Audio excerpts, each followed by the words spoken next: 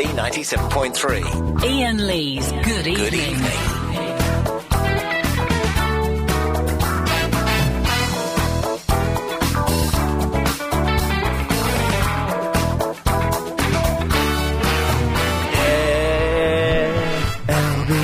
I've got another cold. It's my third, maybe my fourth cold of the year. And I blame my mother, because she gave it to me. I was at my mum's on Tuesday, right? She had a cold. I was at my mum's Wednesday.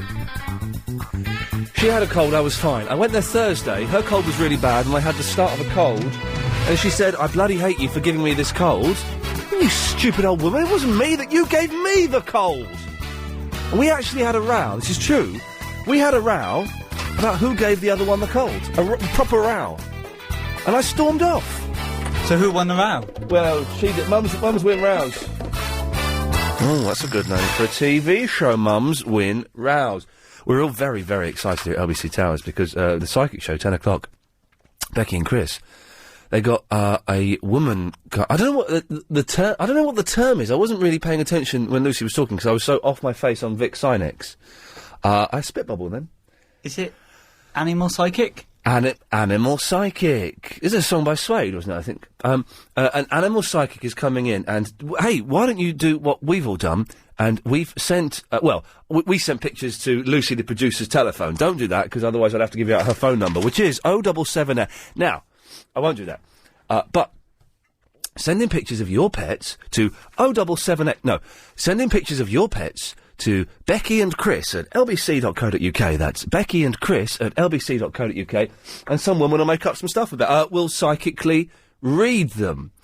So I've sent in a picture of my cat. Chris, have you sent in anything? Yeah, I've sent in a picture of my horse. Ni-la-di-da. Alex, you going to send in anything? No, I haven't got a cat anymore. But this woman will tell you where the cat is and what you did wrong to make her run away. Oh, wicked. There you go. But will she tell you, like, what your pet's going to do in the future? Because that's what it is, isn't it? It's like... You don't... Hang on a minute. or how they're going to be? You don't understand You don't understand the ways of the psychic. No, I don't.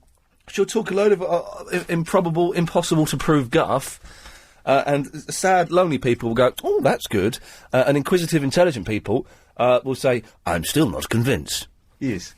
So, but it'd be interesting. I don't quite know what she's going to say, because the pictures I sent in... Well, anyway, that's fine. It's going to be good, though. My tongue is slightly in my cheek, but... Well, as it would be.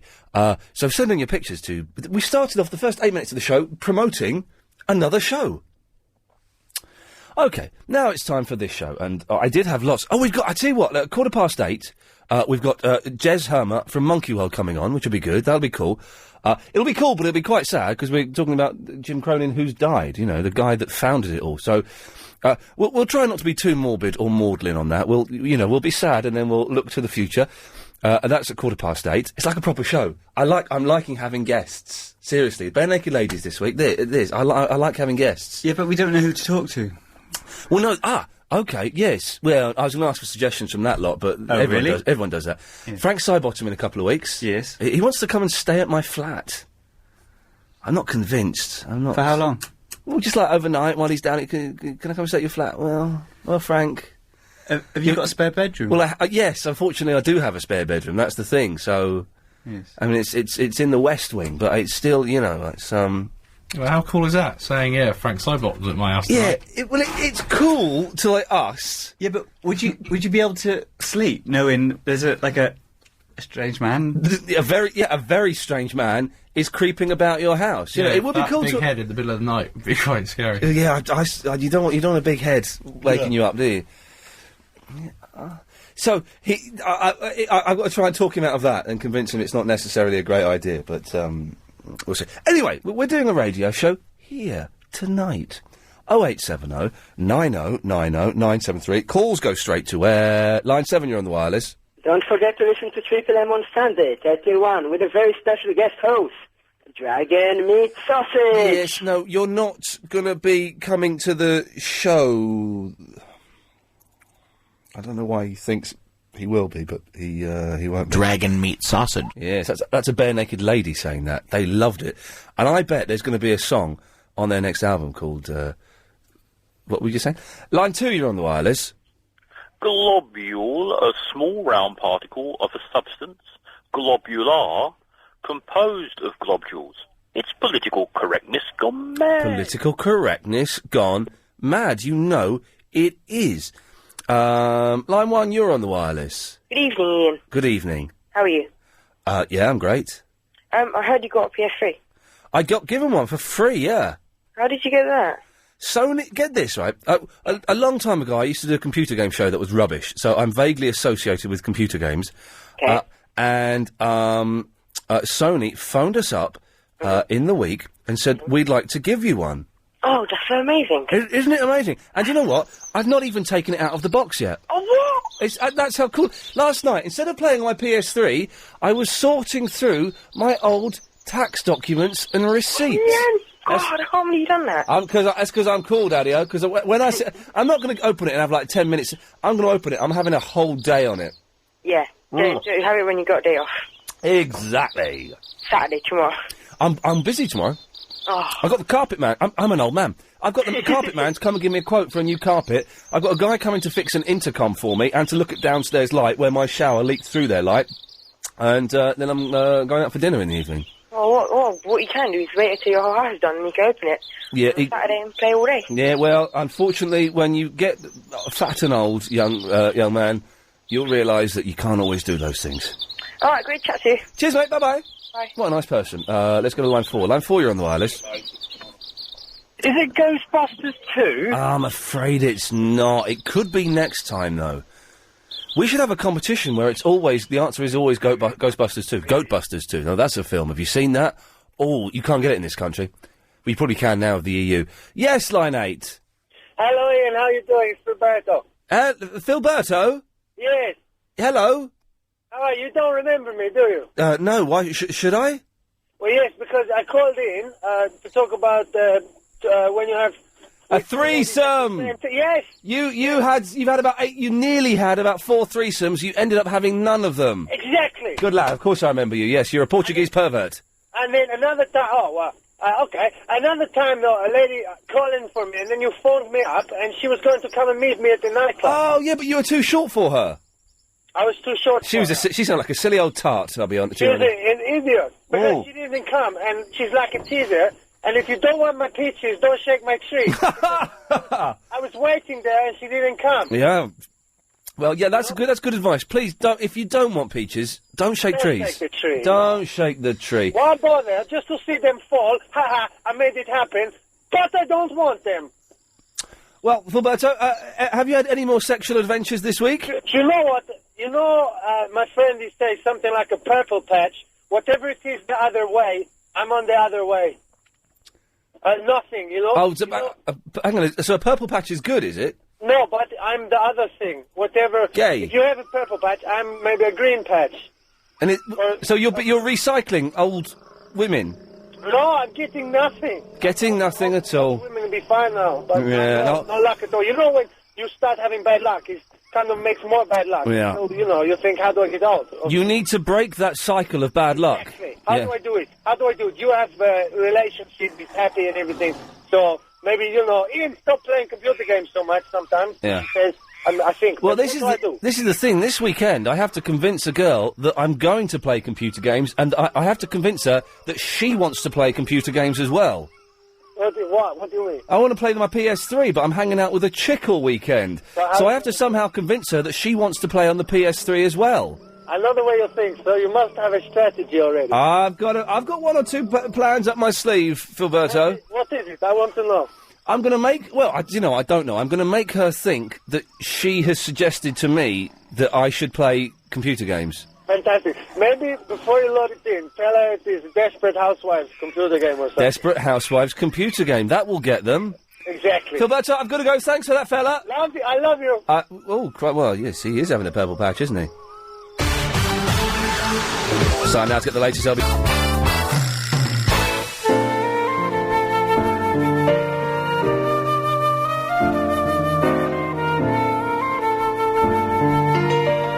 Line 8, you're on the wireless. Yeah?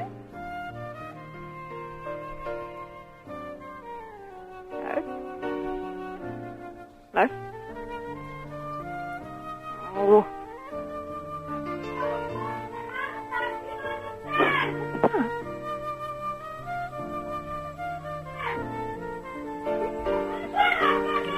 That's screaming.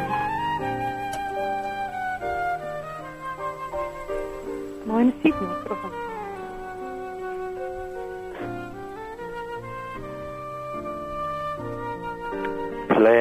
Plaisir d'amour.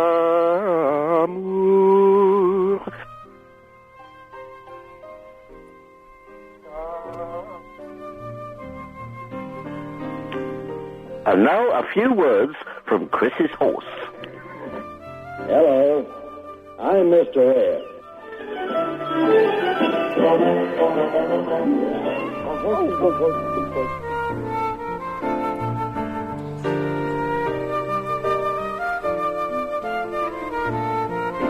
Hello there. Oh my God! That Barry from Watford. Yes. How are you? Hello there. How's it going? Yes. What? I'm the real Dion.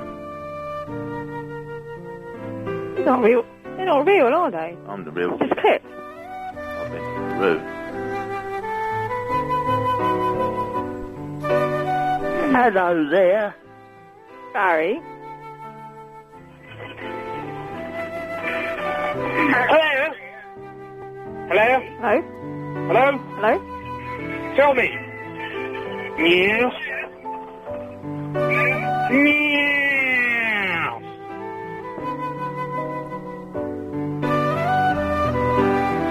Hello? Please talk to me. I'm lonely. Yeah, hello.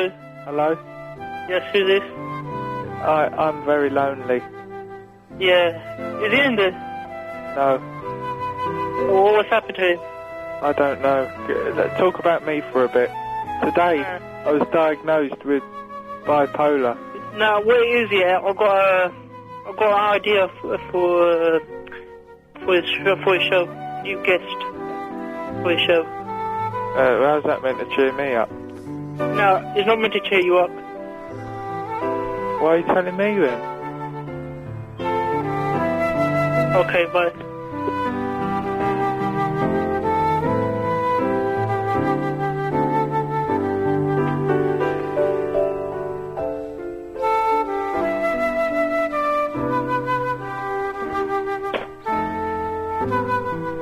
See what happens. I'll try it in this working code. Yeah. All right. Charlie, how are you? Welcome to Talk Sports. Talk Sports. It's not Talk Sports. It's not Talk Sports, and I don't say Talk Sports. I say Talk Sports. It's Talk Sports in America, but in England it's not. It's Talk Sports.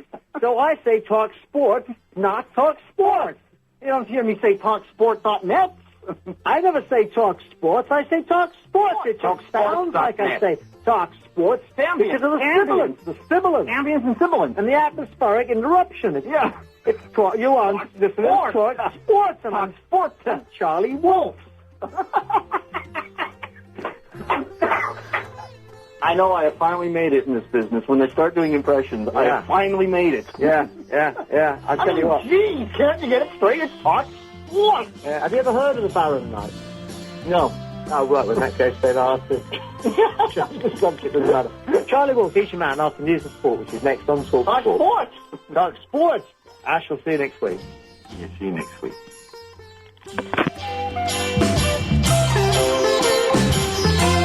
Ne dure qu'un globule. I got meat sausage. Alright! Bing bang, walla bing bang.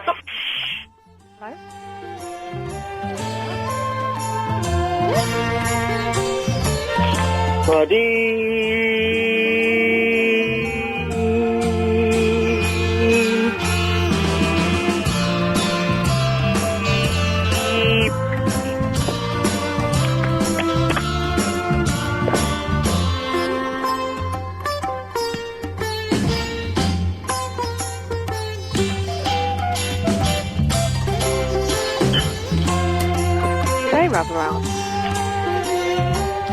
I got an apple and Charlie got something he liked. Hello? Hello? Bill Butley here. What? Bill Butley. Hello, Bill. Yum, yum, yum. Yeah, well, go on, innit? How are you?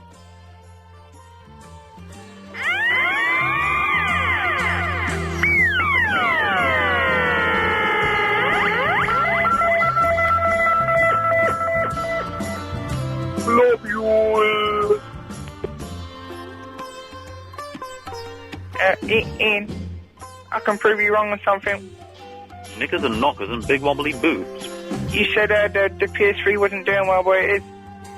It's actually the second fastest selling console in the UK ever. So that makes you wrong. And you're a bottler hiding away. Come out, you punk. Ian? Hey, Rave, we're in there personnel. No, it's John from the Croydon. Oh, hi, John. You're out, we're in there personnel. No, it's John from the Croydon. Skiing. Globules. Skiing.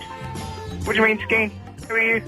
Chagrin d'amour. What are you doing? That's me. I'm him.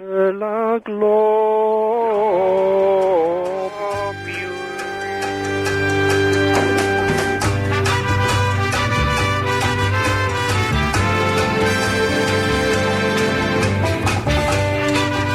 Jackie, I'll be around for a shag at 10.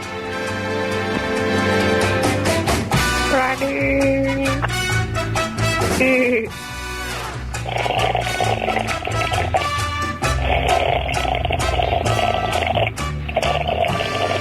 Pantyhose. Pantyhose.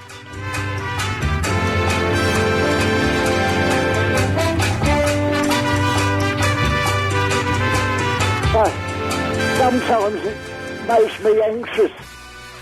Unbearably so. It may.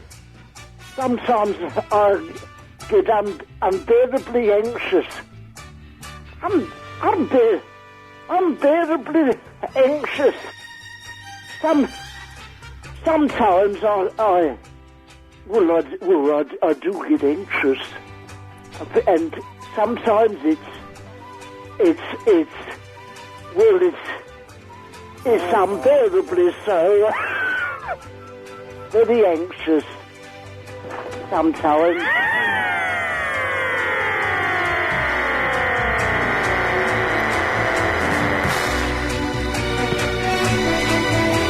That was horrible. That made me very anxious. Well, a goil Certhwen and Flamio.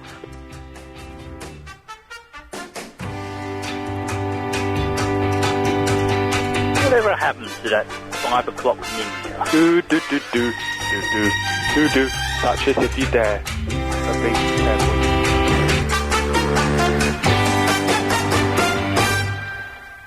Hepatitis C is an email from Gary in Biggin Hill. Good evening, Ian. I heard the good news today that LBC is covering the boat race. I hope it will be on a podcast so I can relive the incredible excitement over and over again. I'm sure it will be. OK, 0870 9090973 is the phone number if you want to give us a call. If you call up now, you'll speak to the producer, Adrian Crisp. He's a nice lad. You can probably bully him a little bit if you want. Give him a vague idea of what you want to talk about, and he'll call you back, and we'll speak to you after the latest LBC 97.3 news. Give it to me, John.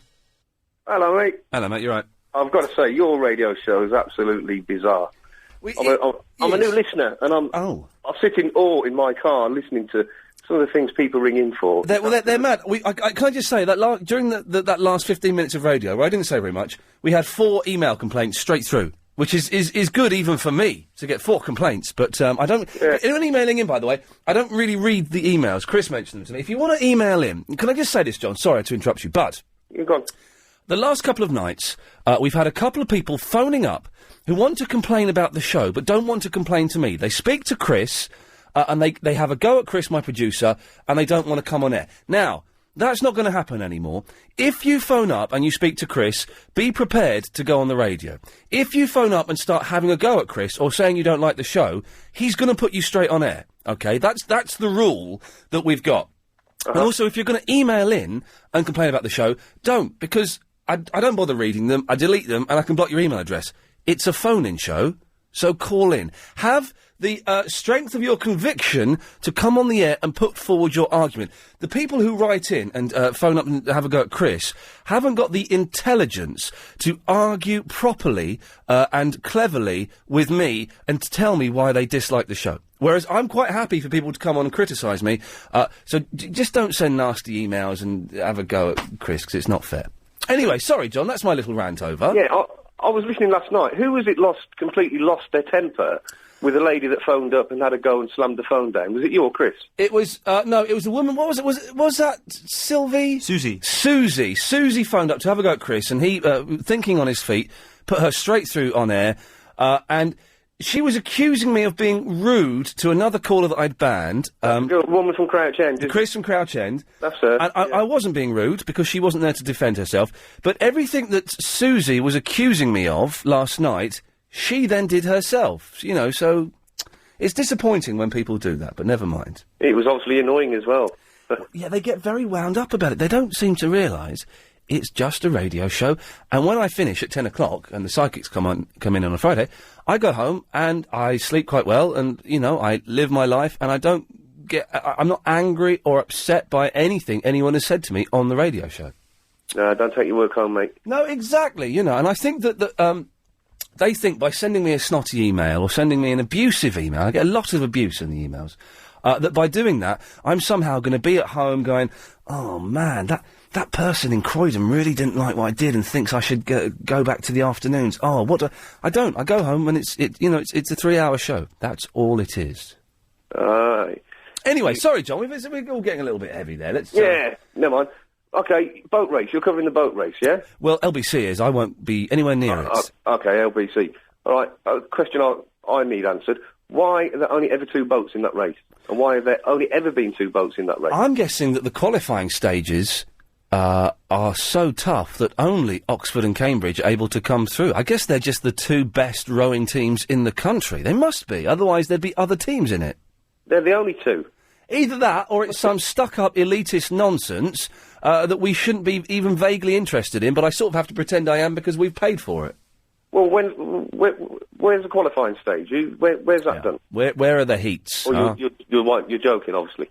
I am joking, yeah. You are? Yeah. Okay, well, why can't another university like Greenwich University, why can't any other university... I don't know, and I think it'd be good. I think that another university... Well, hang on, if you're covering, your radio show's covering the boat race, then you should be able to answer that question. Well, can you find out? John, you're absolutely right, and I apologise for being stupid on this matter, and it's my fault, and I'm going to go outside and I'm going to get Chris to kick me up the backside 10 times.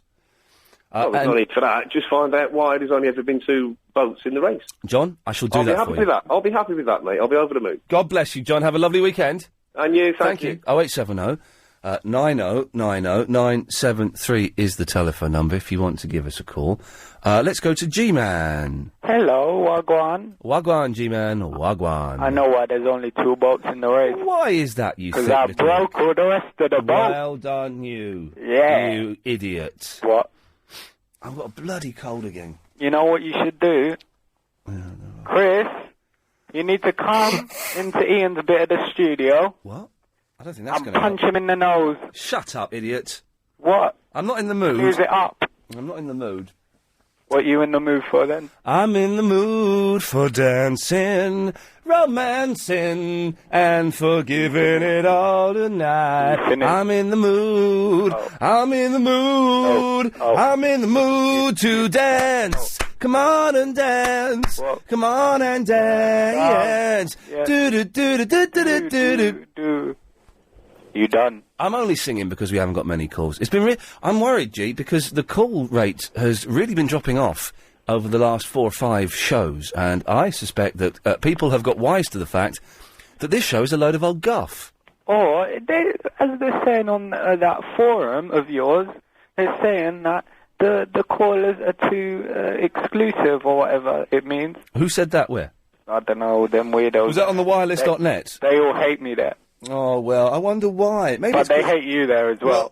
But they're still part of your forum. Which forum? On the wireless.net? Yeah, that one. Okay. I've not been there for a while. Oh, no, I had a quick look there today, actually. Oh, so you've been there today? Hey, Sunday's Lost is, Oh, yeah, I've seen it. It's very well done, but it's pointless. Yeah, it is a bit, but... It tells you nothing. But, let's be careful because people haven't seen it. I think that is two little problems completely out of the way. Yeah, I was quite happy. Yeah, and it's their fault really, wasn't it? I think that the producers realised and we'll speak around this. We won't give anything away. I think the producers realised they'd made a mistake, and therefore they had to find a way of erasing that mistake. I guess you could say they dug their own grave. So, G, what have you called in for? Did that give too much away? Yeah, it did a bit, actually. Yeah. Oh, okay. Well, but only me saying, yeah, that gave too much away, actually then gave it away. They met a sandy death. Okay, we've got a lot of phone calls now, so what do you want? Okay, I wanted to ask you... That's not even a phrase, they met a sandy death. That's not even a phrase. And isn't even... I made it up. Yeah, okay. Freestyle. It doesn't even fit in with what happened. I've got something else to say if you... Well, would you hurry up, because Mucky Sarah's waiting. Hello? I think. Hello, G-Man. Hello? Ooh. Hello. Oh, Mucky Sarah's putting on a posh English accent. She doesn't do it as good as me. Do what? Posh. I bet she's done it more than you. Oh. What? Anyway, G, before you get too excited at speaking to a sexually active woman... I wanted to ask you one thing. Okay. What is your opinion on odd socks? I have no opinion on odd socks. I thought you Do you want to throw it out? What? Do you want to throw it out to the public? Not really, because it's a little bit rubbish. Or what about holes in socks? Thank God you don't do a radio show, because it would be awful. Yeah. Thanks. Yeah. Yeah. You're right, G. He's put the phone down. He's bottled it. G-Man actually bottled it then. Fantastic. Mucky Sarah. Hey, Ian, how are you doing today? I'm all right. I've got a cold, but I'm fine. It's nearly the weekend. I think vegetarians tend to get colds more than other people. That could be the case. I'm prepared to accept that, but I'm also prepared to stand by my decision not to eat food. No, I think it's a good decision. I've just from what I've observed, which could be totally wrong, but vegetarians seem to get colds more. It would make sense, because we don't eat meat, and meat, as we all know, protects you against flu and germs. Does it? I don't know. That. Well, probably. No. I just made it up. Okay. Yeah. Well, I just wanted to say something about you taking on callers that call in. Yes. And I also want to talk about waterbeds. Okay, that's the two. Okay, you taking on callers that won't call in, or you know, the cowards. Yes. Maybe people that have complaints aren't as articulate as you, and they're afraid to sort of take you on. Right. Well, exactly. But then they shouldn't. If they're afraid to take me on, then they shouldn't bother criticising the show. They shouldn't send me a cowardly email or phone up and have a go at my producer. Sorry. No, don't apologise. It was my stomach. Oh, it was your dog, was it? Okay. My dog, yeah. Yes. Yeah, I see what your point is. I also think that there are just some people that... I think everyone should be able to voice their opinion. And I like your show, so I'm not gonna I'm not gonna call and go... Sorry, that's my dog. Sorry. You let the dogs out. Anyhow, even if you're not articulate, you should have the right to complain. You can what? Even if you're not as articulate as you are, yes, people have the right to complain. They do, but they should phone in. It's a phone-in show. They should phone in and complain. Well, yeah, they should phone in, but I think maybe there's a fear that they're going to look stupid. Well, of course they are, because they aren't articulate and don't know what the hell they're talking about. That's the problem, you see. But I won't tolerate any more people sending in rude, sniping emails and phoning up and having a go at my producer.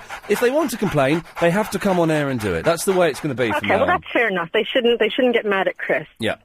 Okay, so water beds.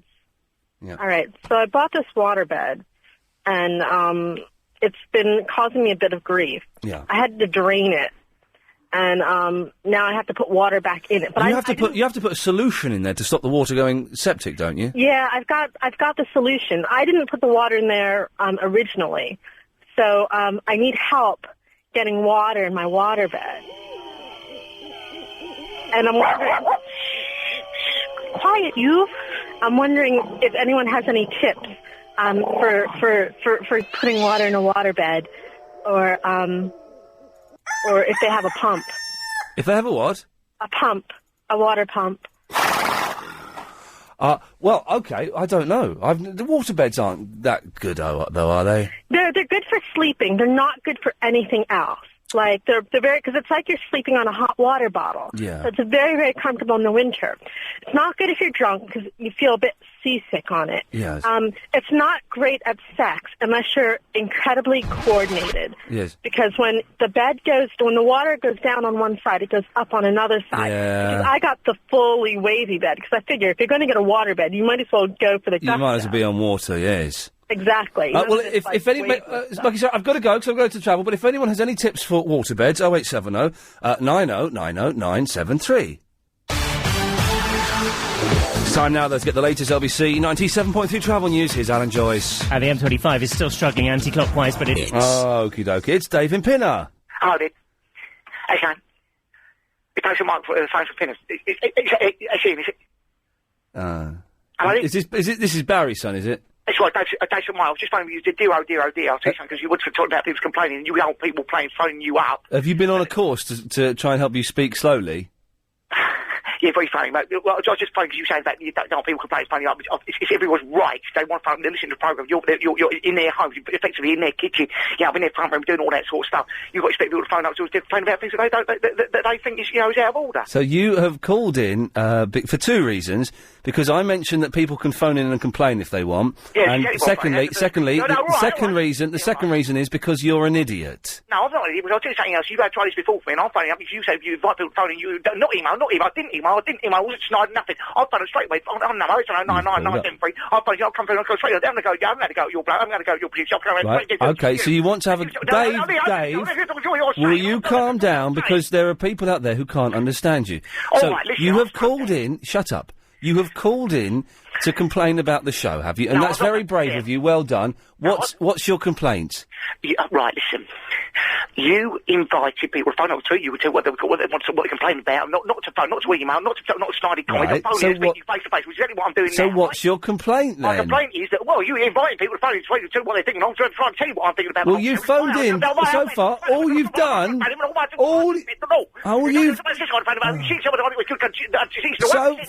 don't phone in. He's don't phone in. He's phoning tonight. I'll tell you, he's not about phoning because I'm telling you it's wrong, out of order. So you expect me to phone in, but you invite me to phone in. I'm phoning in now. I'm telling you what I think the show. You're not even prepared to listen to me.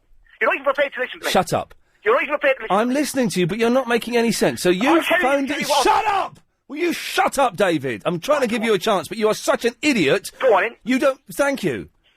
So you have called in because I asked people to call in and complain and not send snidey emails or have a go at my producer. That's correct. But so you've just called in just because I said that. You've not told me what your complaint is. Right. I am telling you, right, for a long time now, my dad is trying to phone in the phone, you've got a couple of times now, you've said you're not to phone in, phone in at night, and just the first time I was on the phone and telling me not to phone in, my sister telling me not to phone in, my mum telling me not to phone in, everyone telling me not to phone in, he's phoning tonight, and you invite people to come in front of the comment and complain with you. Not an email, not a fax, not your producer text, you face to face, and that's what I'm doing now. Are you saying that you want to complain that your dad keeps phoning in? I'm telling you, I want to complain because he's phoning tonight. And I see him not to phone tonight, he's phoning tonight, it's the first thing he's done, and he's 2, 3 weeks, 4 weeks. This guy is mental. Wait, listen to me, what I'm trying to say to you, people ask people to phone in to you to what they think, and I'll tell you what you think, and listen to me. It's not my fault that your dad is phoning in. And wasn't it, hang on a second, 6 months ago, when I banned him for being vulgar... That's a year ago. Yeah, it was about 6 months ago, you were phoning me up and threatening me because I banned him and wouldn't let him on. And I didn't finish it, I was just swallowing. And you were getting nasty and obnoxious and violent and aggressive. And now you're saying you don't want him to call in, David. If you can't stand, I'll tell you something right now. You can't stand me, get out of the kitchen. Get out of the kitchen. I'm not in a kitchen. I'll swing you, I'll phone you, and you might be able to phone in. I'll Right, Dave, good evening, Dave. Bye-bye, Dave. Bye-bye. It just beggars belief. Hello? Hello, James. Hello. Hello there. Wasn't that guy an idiot? Absolute idiot. I mean, he's called in before. He turned up at the studio at Christmas and got... Can I, before I talk, you play that Pythagoras switch? Pythagoras' switch in Japanese, is that what you mean? That thing with the ball, when you push it down and it does the whole thing.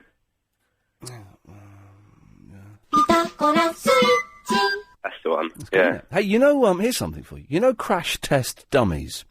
In what sense? Not the band, but in a sense, when they crash test a car, every car that's made, they crash test the car. And they have these dummies that look like people, and they've got computers in them, and they're about £150,000 each to make. Really? And they replicate human movement in a car crash. So it will tell you what will happen when a car is hit from the front, hit from the side, all these things, okay? I remember having, toys of them, I think, actually. Toys of crash test dummies? Yeah, the toys, yeah. And then I had a car and you used to move it into the wall and it used to smash and... Really? It's just come off, and yeah. Guess what they used to use instead of crash test dummies, and they used them as late as the late 1970s, early 1980s? Monkeys. Oh, monkeys would be good. No, not monkeys. We got bloke from Monkey. I don't know. You tell me. Dead human bodies. No. Seriously. That's not... They'd use dead bodies. They'd strap a dead body in a Volkswagen or a Ford or whatever and smash it into a wall to see what would happen to a corpse. So would they actually kill people, or would they just No, Volkswagen have never, as far as I know, killed people. They were dead already. Okay. Oh, well, obviously, yeah, I was just being stupid. You've been a little bit stupid, yes, James. Yeah, okay. Yes. Anyway, that's that interesting fact out of the way. I thought that was interesting. When I read that today, I went, bloody hell, really? I didn't say bloody hell, I said more stronger swears than that. But, anyway, James, yes, tell you what, we'll have to do your point after these. Are you looking for an... yes, James, sorry, we got to your point now. That's all right. I wasn't sure what to talk about, but then I heard that guy talk about Lost. Oh, I know. Go on, Chris. What I bet James won't guess what they use to test on roller coasters. It's not even dead bodies. Dead bodies, he says. No, that was the answer for the cars. Right. Now, bearing in mind, he told me this earlier on in the day, and I didn't believe him. Have another guess, James. Tom, have a guess. What do you think they use to test roller coasters? I ain't got a clue, mate. Oh, okay, you ain't got a clue. Ah. Well, should we leave that open till after 8, Chris? Because it's such a fun thing. Yeah?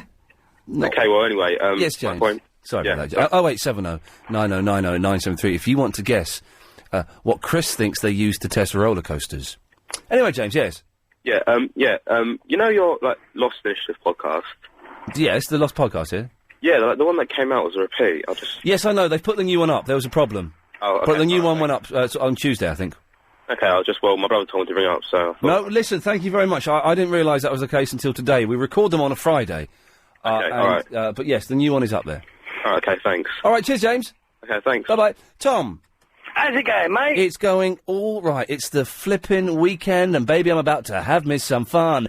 Bounce, bounce, bounce, bounce, bounce, bounce, bounce, bounce, bounce, bounce. It's the remix to Ignition, hot and fresh from the kitchen. My mama rolling that body, got every man in here wishing, sipping on coke and rum. It's like, so what, I'm drunk. It's the freaking weekend, baby, I'm about to have me some fun. That's the one. Bounce, bounce, bounce, bounce, bounce, bounce, bounce, bounce, bounce, bounce. Bouncing the other night, mate. Oh, yes. God.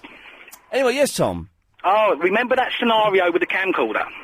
Oh, you were the... OK, anyone who didn't hear this, Tom was having sexual intercourse with his girlfriend. She was a horny little minx. They filmed it. It wasn't their camcorder. It belonged to Tom's girlfriend's fitmate. She took the camcorder back. She watched it. She said to Tom, I would like you to do to me what you did to your girlfriend in that video, and don't tell her about it. That's the recap. Tom, where are we now? Oh, well, anyway, mate, I went round there, didn't I? Oh, you muppets. Oh, no, well, anyway, mate, I've been given the name Dirty Tom, mate, so you know what I'm thinking of? Filming it and showing that to your girlfriend. No, Mucky Sarah's got a problem with her bed, innit? Yeah. So I'm thinking if Mucky Sarah and Dirty Tom can get together... Oh, no, we're not going to be a dating service. I can fix her waterbed, innit? I can go round there. She said she needs a pump to put some water in her bed. Oh, Tom, no. So, have you had sex with your girlfriend's best friend? Yes, Oh, anyway, oh, mate, she was like a day spa in one night, I'm telling you.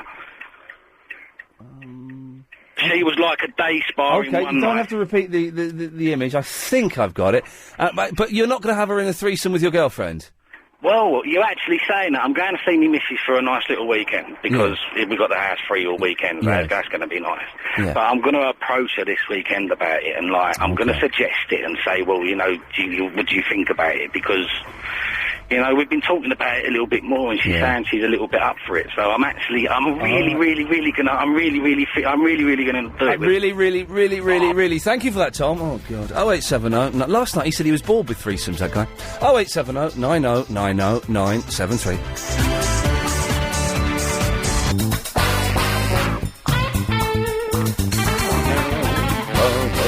Oh, 0870 90 90973 is the phone number. At 8:15, changed things ever so slightly, and we've got Jez Hermer from Monkey World coming on. Now, regular listeners will know it's my favourite place in the world, and it's indeed the best place ever. And very sadly, Jim Cronin, the guy that started up, died the other week, so he was kind of one of my heroes. So we're going to get Jez is going to come on and just tell us what's happening and stuff like that for 10 minutes or so. So that will be sad but interesting. Meanwhile, you can give us a call. What have we talked about? Yeah, right, hang on a second. Oh, sorry. What are you singing? I'm singing your theme tune. Oh, all right, sorry. Can you play again? Can we play the theme tune again? Is that... Just the last 10 seconds. I don't think we can jump to the end. I think we can... we can fire it up again and you can have it from the start. Can I sing all the way through? Okay, it's yours. Away you go. Let's go. Come on. Woo! Ian.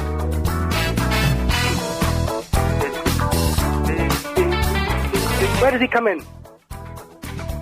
Where does the voice man come in? We've just had the voice man. Oh, rubbish. Let's go. Right, here we go. Bum, bum, bum. Bum, bum, bum. God almighty. Funky. I said funky. Oh, yeah. I'm a bit bored of that now. Okay, fine. Oh, hold on. Can I just put the tape in 3 centres? Hold on. Yeah. Oh, yeah. That's better. Tape's in. Anyway. Well, you've got to wait till the music ends now. We can't stop it. Once it starts, that's it. LBC, LB, yeah! Oh, that is wicked. Okay, good I luck. love that. I'm out of breath. I bet you I are. need to lie down. Yeah, I don't think we've had anyone calling us whilst lying down. Yeah, hold on. I'm on the floor. Oh my God. I've done my back in today, Ian. Oh, really? That's actually... they do say that if you lie on your back on a floor, that's meant to make it better. Yeah, of course it is, because it's... Yes, it's good. Oh. Hey, guess who I walked past today? Really close, and I thought I knew him, so I nodded, and then then once he'd gone past me, I thought, I bet he thinks I liked him in that programme that I've only ever seen one of. Dermot O'Leary. No, Dermot's nice. No, Mitchell? No, David Schwimmer. Oh! His name's Ross as well. Yeah, yeah! Isn't it? I walked past him. Wow, how is he? He's got a beard. Oh, really? And a hat. Really? Yeah. But he was walking along on his own. I thought he'd have, like, bodyguards and stuff. Because someone like David Schwimmer, you think is going to get a good kick in. And I nearly went back, gave him a kick in. I nearly did. It crossed my mind. I thought, that would be one way of getting publicity and getting notoriety for kicking that muppet in. That's a good idea. He doesn't... No, he's not good. He doesn't deserve it, but... I need publicity. You know I do a podcast, don't you? I do a weekly podcast from my house. How sad is that? What about what? I play unsigned music from Norwich. Oh, well, that's not... And England as well. We play all different unsigned music. So from Norwich and England? Yeah. Wow. Well, mainly from Norwich, because that's where I live, but... Oh, that reminds me. I was supposed to record some stuff for this guy that does a Kiss podcast, and I forgot to do it. I forgot... Oh, rubbish. They're not rubbish. Shut up. What are you talking about? Rubbish. Shut your face. Yes. I want to try and get a couple more people listening, if that's all right. We were actually meant to be talking about roller coasters and a boat race, but never mind. I'll warn you now, though. This is the dead hour, and we get about 16. Well, EastEnders is on, and also it's a Friday night. So, to be honest, no one is listening at the moment at all. Nice one. Yeah. But anyway, go on, plug away. Right, MySpace. Yeah. Hatzelt, which is spelled. Yeah. Mm-hmm. P-A-T. Yeah. Mm-hmm. Excellent stuff. Well, that should get you... Yeah, nice one. I'm up to number 34 at the minute, and I only do them for fun. I don't do them for profit or anything like that. I just do them for a bit of fun. But I haven't had much feedback. And there is people listening. I've had, like... I mean, this sounds rubbish compared to your show, probably. But I'm really pleased because I had 103 people download it in 2 weeks. Hey, that's brilliant, though. You should... give out the MySpace address again. MySpace.com. Yeah. / Yeah. Uh-huh. And how do you spell that? It's R-O... Yeah. Yes. Uh-huh. Z-E-L-T. Excellent stuff. Well, that should hopefully generate some more brilliant. Business. Yeah, what sort of is there any unsigned bands that you like at the moment? Any unsigned bands? I haven't seen an unsigned band for about 10 years. Oh no, I tell you who I like, Bucky. Have you heard of Bucky? No, where are they from? Oh man, and I'm gonna get the website right because if I give the wrong website, I'll get my page up as well, and I can tell you the ones that I play on the last podcast. Just to whet your appetite. Hang on a minute, let's go. I so think to speak. Bucky the band. Hang on, Bucky. Bucky are brilliant. There's only 2 of them. Right. And the drummers. It's kind of like sort of short, like minute-long songs. The drummer's only got one hand. And does he play guitar? Yeah, no, he plays drums and he uses his right arm as to smash the toms. Oh wow! I think it's Bucky the Band. Hang on, www.buckytheband.com. Right. Yeah, BuckyTheBand.com. Go there. They're fantastic. Oh, cool. Yeah. Cool. Yeah, some of the last bands that I've played, Playing Fields, they're a good band. I played them. I actually done my podcast this afternoon, even though I've got a bad back. Oh, yeah. Absolute kills. Get a woman to walk up and down it in high heels. Yeah. Have you heard of a band from Norwich called Chord? No. C-O-R-D? No, I haven't heard... I don't know any new unsigned bands. For I'm a very old man, and once you get old, you don't like experimenting musically. You stick with what you know. Yeah, but you used to be on that one that begins with X and ends with F and MM, didn't you? Yeah, I used to be on it, and they sacked me twice. Really? Yes. Oh. Never mind. I didn't know any of the music, though. I used to like XFM when it used to be really good, like when it first started, and it was proper... Yeah. You know, like hardcore indie music and stuff, but... So, do you like your new music then, or do you just like old stuff? Hey, listen, I kind of dig anything, but, Cool. I can't be bothered to go trawling around, the venues looking at unsigned bands anymore. Well, I tell you what, listen to my podcast and you'll get the very best ones on there. Ross, good lad, thank you very much for that. I feel bad now, because he was a nice fella, but never mind. Cowl. Hello, mate. Hello, Cowl. How you doing? I'm alright. Good. Question for you. You said this is the dead hour, right? It's kind of connected. You talked about the crash test dummies, right? They use real humans. They used to, yes, up until the late 70s. Okay, well, I have a question, right? They're called stiffies, right? Because they're meant to be really stiff. Yeah. So, they don't move like real humans, so... Bloody hell. Bless you. That? I've just sneezed up a lung. They're what? Because they're stiff? Yes, I don't... There is a way of making a dead body supple, though. Oh, really? Yeah, what we need is an undertaker. We need Habiba or someone to call in and let me know exactly how that works. But isn't there... Can't you pump something into a dead man to make him loose? Yeah. I think there's something you can do, because otherwise how would undertakers be able to prepare the bodies? That's a good point, because they dress them and stuff, don't they? Yeah, they dress them and they move their limbs and stuff like that, so I don't know. If there's anybody out there who handles dead people, 0870 9090973, how do you move them around and stuff? Definitely. Another question for you. Yes.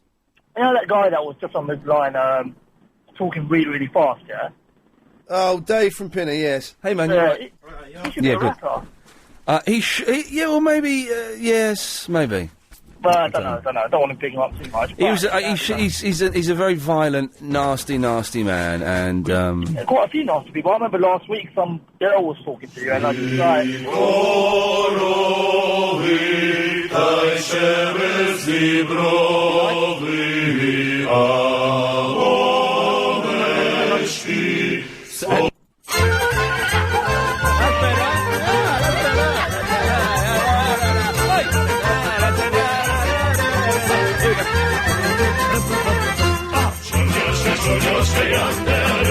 Just play music for the cleaner, Cal.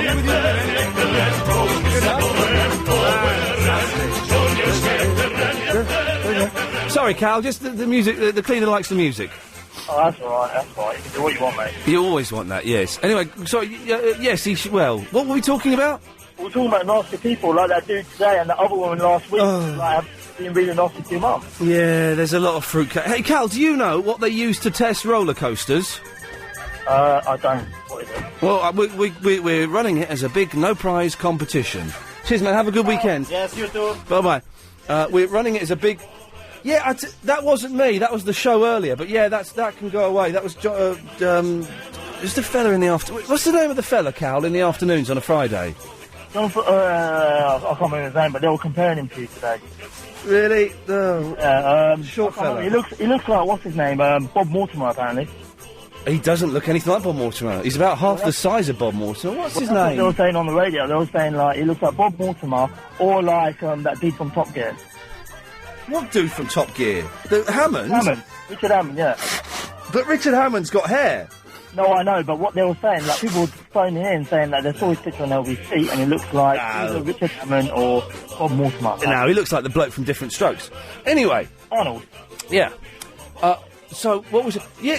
Oh, yeah, so if anyone knows what they use to test, I've forgotten where I am, Cal. I'm having a breakdown. Roller coasters. Roller coasters, 0870, etc., etc., etc. Cal, have we done?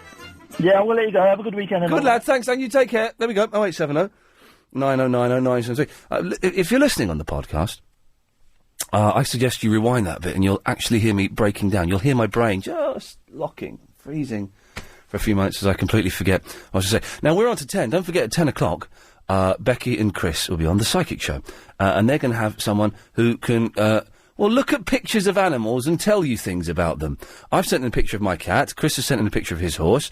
And you can email in pictures of your animals, and a lady will tell you things about them. Email it to Becky and Chris at lbc.co.uk. Travel news now, it's the Governor. We all love him, you all love him.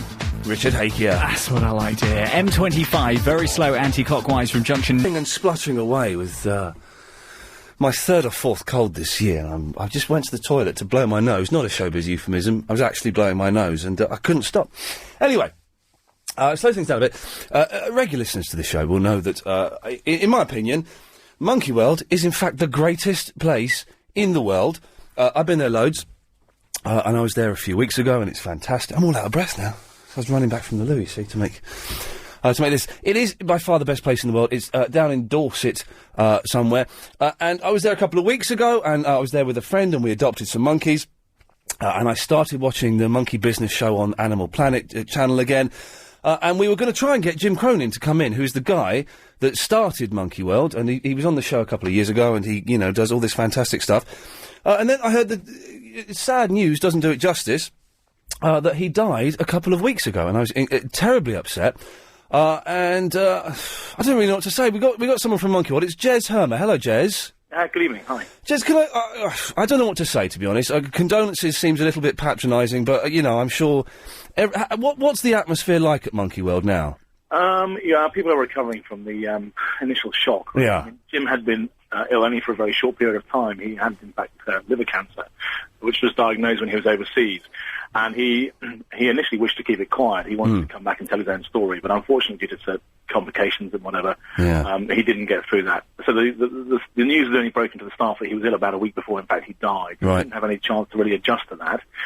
When the news was broken, and in fact, I broke the news to the staff that he had died, I mean, just a shockwave ran through the place. He was such a larger-than-life character, and so fundamental to everything that is Monkey World. Well, anyone that's seen Monkey Business, which is on Animal Planet, and I can't remember the channel number, but it's on. You'll find it's on Animal Planet. It's around these. And I watched it a couple of years ago, and to be honest, with the other stuff that's been going on in my life, I kind of drifted away from it. Rediscovered it recently.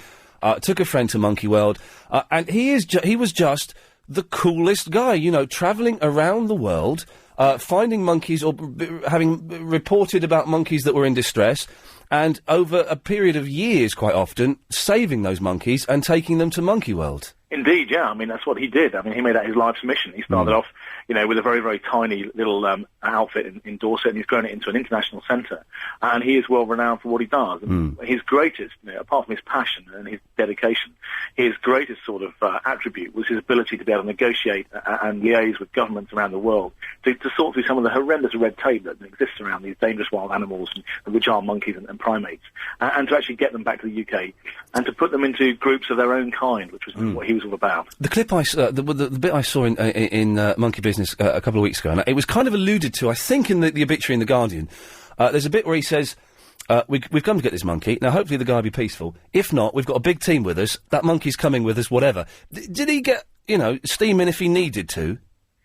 Yeah, he would. Yeah, absolutely. I mean, he's a hands-on guy. Absolutely, there's no doubt about it. I mean, he was never one of these blokes to sit in the background and just do the paperwork or just give directions. I mean, Jim was an absolutely hands-on man. He cut his teeth as a youngster at the Bronx Zoo in New York, where he learned about primates, came to the UK as a very young man, and worked for John Aspinall at Howlett Zoo, set up his own business. And no, he was hands-on in every respect. I mean, he's a real hands-on guy. It's an amazing place, because I tell you why I went to Monkey World this time. I haven't been for about a year and a half.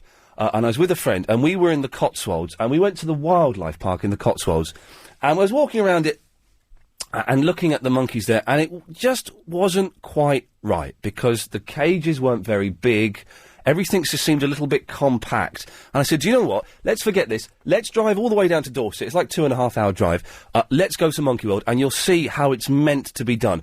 And it is an amazing place, because those guys have got acres to run around in. Yeah, literally acres and acres. Jim went to incredible lengths to make sure that their environment, their habitat, was as like their natural environments as possible. But fundamental to all that, because apes and primates are primarily social animals, you put them into groups. A very difficult thing for him to do, because a lot of these animals came to Jim having been abused in the most horrible ways, by their previous owners. They were used as beach props. Oh, some of the stuff is hideous, about them smoking and being addicts and all this horrible stuff. Drug addicts and alcoholics and smoking, all sorts of, had their teeth knocked out with a hammer. I mean, and some of these animals were basket cases. And to try to integrate them into groups, and often in unbalanced groups of more males than perhaps you'd normally have in the wild, was an incredibly technical and incredibly difficult thing to do. And Jim led the way, and Jim and his wife Alison led the way globally in actually being able to achieve that. And the thing you get from watching the show, and by the way, I was genuinely sad when I read this. I actually had a little tear in my eye, because when I was there a few weeks ago, I was with someone and said, look, well, hopefully we'll see Jim Cronin and we'll go up and say hello to him and introduce ourselves. But just the obvious love that he had for the monkeys, and the way he seems to be able to communicate. And when now, I don't know if this is just a trick for the cameras or if this is real, but when they saw him, they would kind of, be all friendly and would treat him differently to other people that they seem to come in contact with. Is that real? Oh, completely. That's absolutely genuine. Wow. I mean, not a trick for the cameras at all. I mean, he's a guy who had a real connection with these animals, and they had a connection with him, no doubt about it. And they would recognise him with 100 yards, and they'd see him coming, and they'd start to display and hoot, and they knew him by sight. They knew what he was about. And they knew that he was a guy that basically spent his entire life looking after them and making sure that their protection was guaranteed. Well, it's very sad, and a lot of the listeners have got turned on to Monkey World because I've been banging on about it before, and because Jim came on the show, I think maybe a year and a half, a couple of years ago on the phone, and chatted about it. What's your role there, Jez? What do you do? Well, I have a kind of role on the periphery. I'm sort of in the shadows. I do bits and pieces for Jim. I work overseas, doing investigations for him occasionally. But I first and foremost got involved with Jim when I was serving in the Marines 7 years ago out in Africa. And I found a baby chimp that had been captured and abused. And I decided to take it under my wing and try to do something with it. But I knew, of course, nothing about these animals. And I actually gave Jim a call at Monkey World. He didn't know me from Adam. At first, I think he thought I was a bit of a crank. But after a couple of days, he realised I was genuine. And then he came fully in behind me. And by satellite telephone, day in, day out, for 6 months, he helped me nurture this chimp back to full health. So, an incredible amount of support, and that's how I got involved, and I've stayed involved ever since. Well, you were on the Monkey Business show, weren't you? Yes, indeed, I was. Yeah, there was a few parts of the series that featured me, yeah. You don't know, you probably don't know all the specific monkeys. You don't know how Gizmo's doing, do you, in Monkey World? Gizmo's doing okay. I don't know all the specific monkeys in detail. That's very much a keeper's job, and there's 167 different primates there at the moment, and I spend more time sort of in the background doing other bits and pieces. pieces. Okay.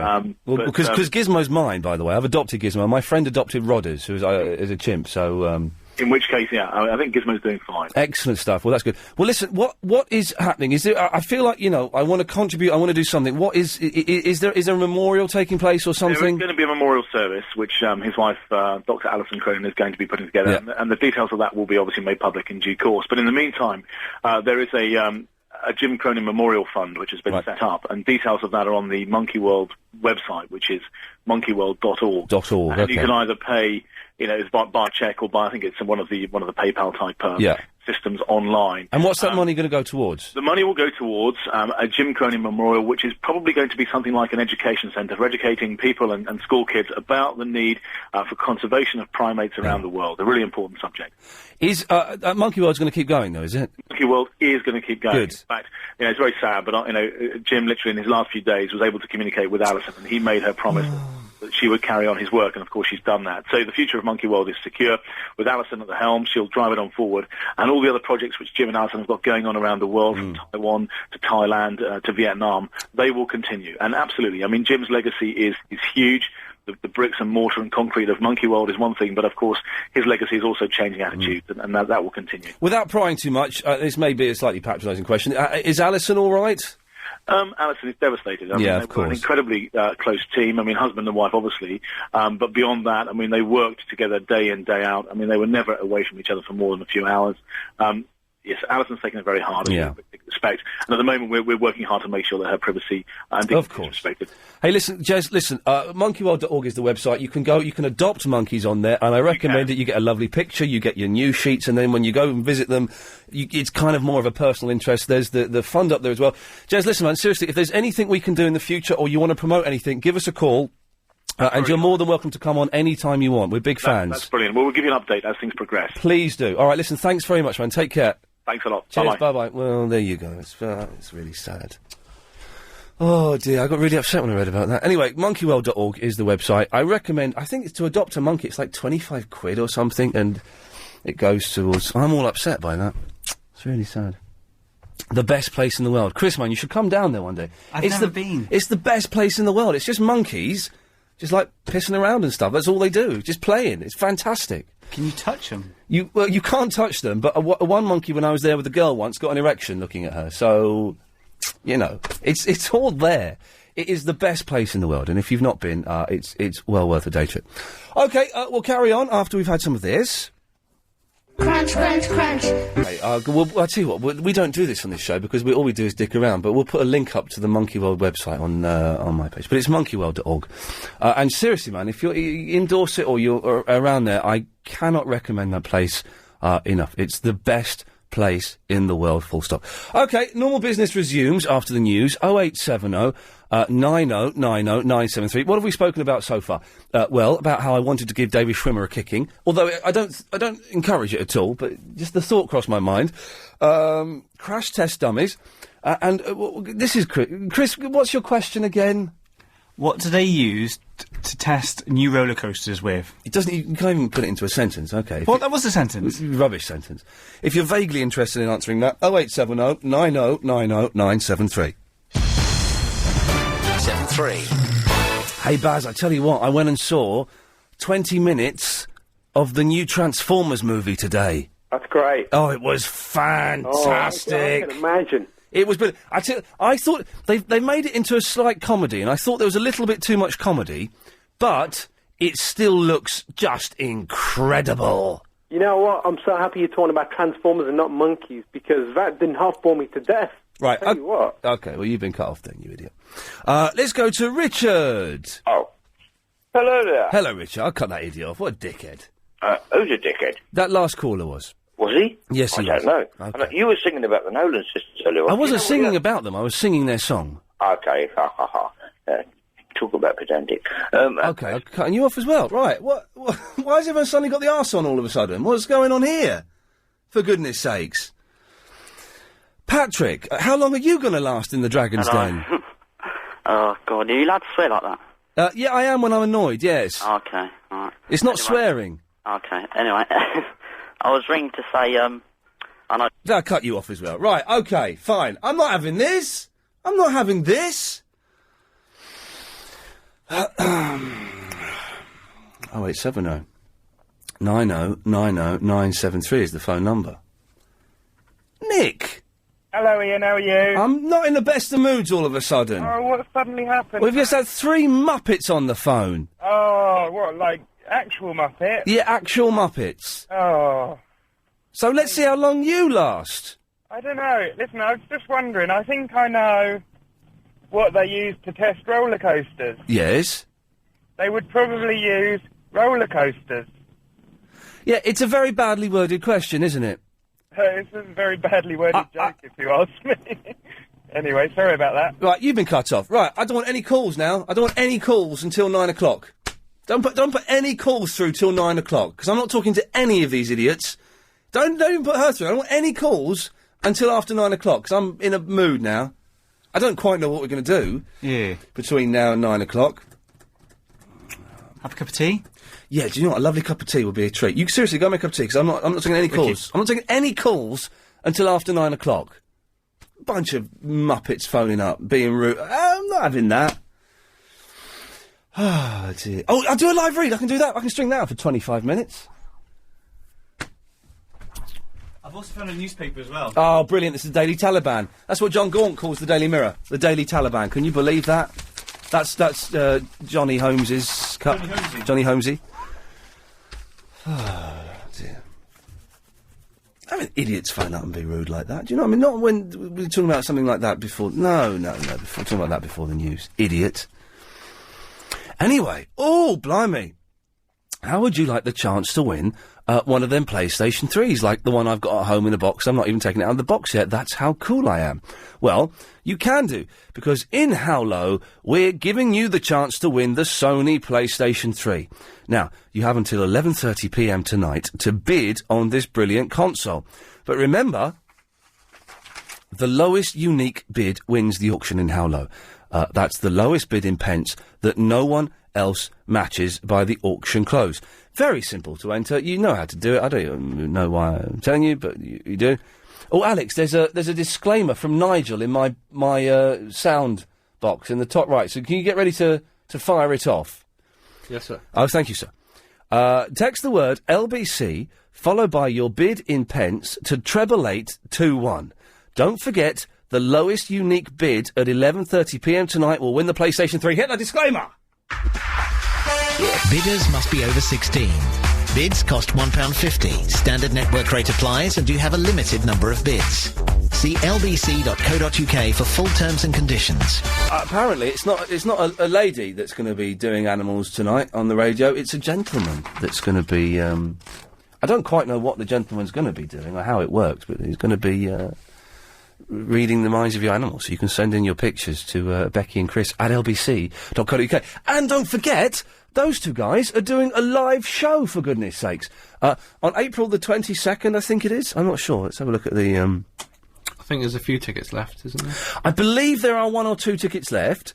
Where is it? The Stand-Up Psychic Show Live. Sunday, the 22nd of April, at the venue just off Leicester Square, with readings and special guests. It promises to be a night to remember. I'm just clicking here for more information. Elvis Costello, Joe Cocker and James Morrison. No, that's something different. Oh, that's that. Oh, that's the LBC... OK, what? The LBC ticket shop? They're selling tickets for Lionel Richie's? 4 Tops and the Temptations? What? I didn't know we had all that. Anyway, the Psychic Show... Oh, I'm just clicked on something for more info. Oh, then it takes you to Ticketmaster. Anyway, they're only £17. So, I thoroughly recommend you go and have a look at that. Okay.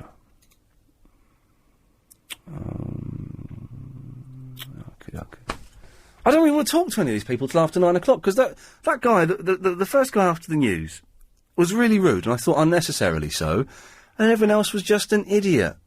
So, what can we do? I know what we can do. We can all learn how to play bongos, can't we?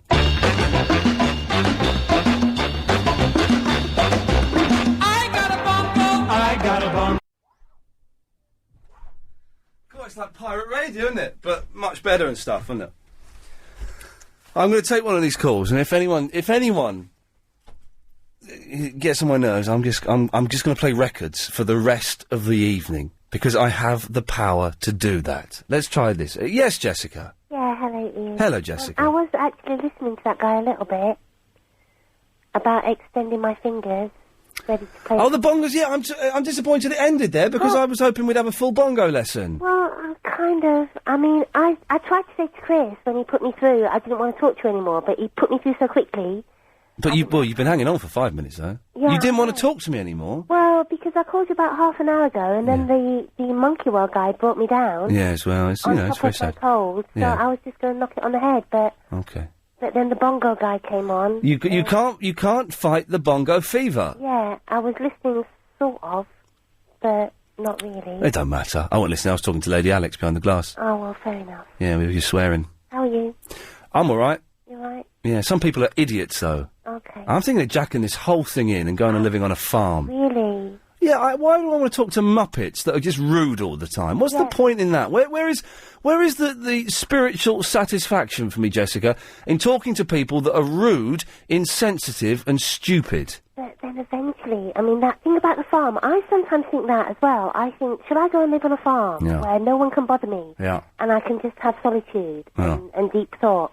But then you are going to get bored of that quite quickly. Or maybe I should just go and work on Smooth FM or something and just play records all the time and just do nothing and just sit in a world where you're isolated by easy listening music. I hate to hear you so despondent. Do you think I am despondent. Is it a Friday feeling, or...? I am no, it's not. A cup of tea is going to make me feel a little bit better, All actually, right, which is then. turning up there. But I am despondent. And I just think, well, do you know what? I get sick of getting rude emails, sick of getting stupid idiots phoning me up. I've had enough, to be honest. Chris, I've actually had enough. And this isn't me doing a stupid James Whale faux rant. I'm genuinely had enough of this rubbish. Drink that, then. Thank you. Well, I'll What's that leave in you to the rest of your callers then. Okay, well, thank you. All right. Bye-bye. Bye-bye. I've got a bongo, you got a bongo, I got a bongo too. Becky just set a dog on me downstairs. Really? Yeah. Give it a kicking. Give it a kick. You're not allowed to. Well, you're not allowed to set a dog on you. When you say she set a dog on you, did she say kill? No. Go get him. Go get him. And did the dog go get you? It looked at me, eyed me up, and then decided against it. Yeah. Because he knew I would win. Yeah, her dog is about an inch tall, isn't it? Yeah. Oh, good, okay. He used to do poos in the studio. I'm surprised that it's been allowed back. He did a dump in the studio once. Seriously. Really? Yeah, honestly. I heard it was on air. I think, You heard it? yeah, someone was filling in... Was it loud?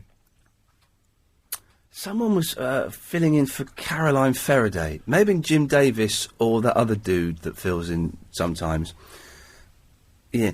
And she came in to do a little trail for the show, and the dog did a whoopsie. Oh. Disgusting. I don't take any more calls till after 9 o'clock now. We'll start again at 9 o'clock.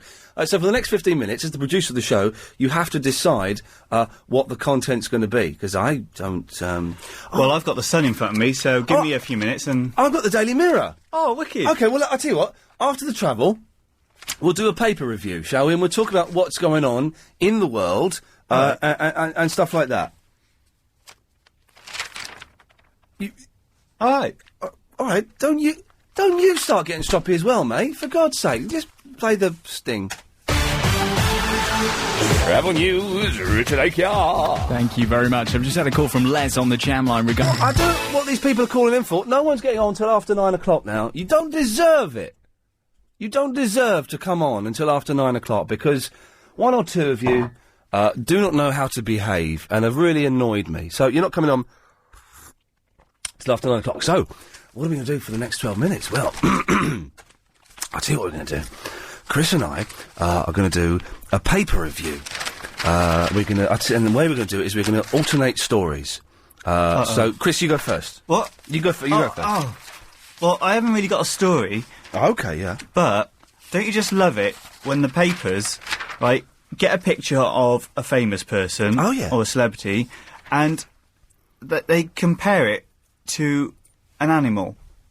So we've got a picture of John Prescott here. Oh, yeah. Looks like a fat pig. No, they've got a frog. Okay, brilliant. Yeah. Okay. And they look identical. Brilliant. Don't you just love that? I love that. I love that. Okay. Yeah. Didn't have a story, but no. But neither do the guests on Nick Ferris's show. Have you heard that when they have like someone in doing the pay per review?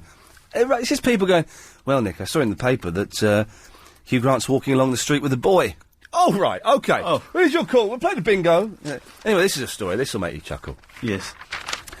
A man who stopped having sex... I've got to sneeze. Look at the light. Look at the light. Thank you. Life's expectancy. Yes. A man who stopped having sex with his wife 17 years ago and went veggie so he can live forever was divorced in China. Oh. It doesn't even make sense. No. It doesn't even make sense.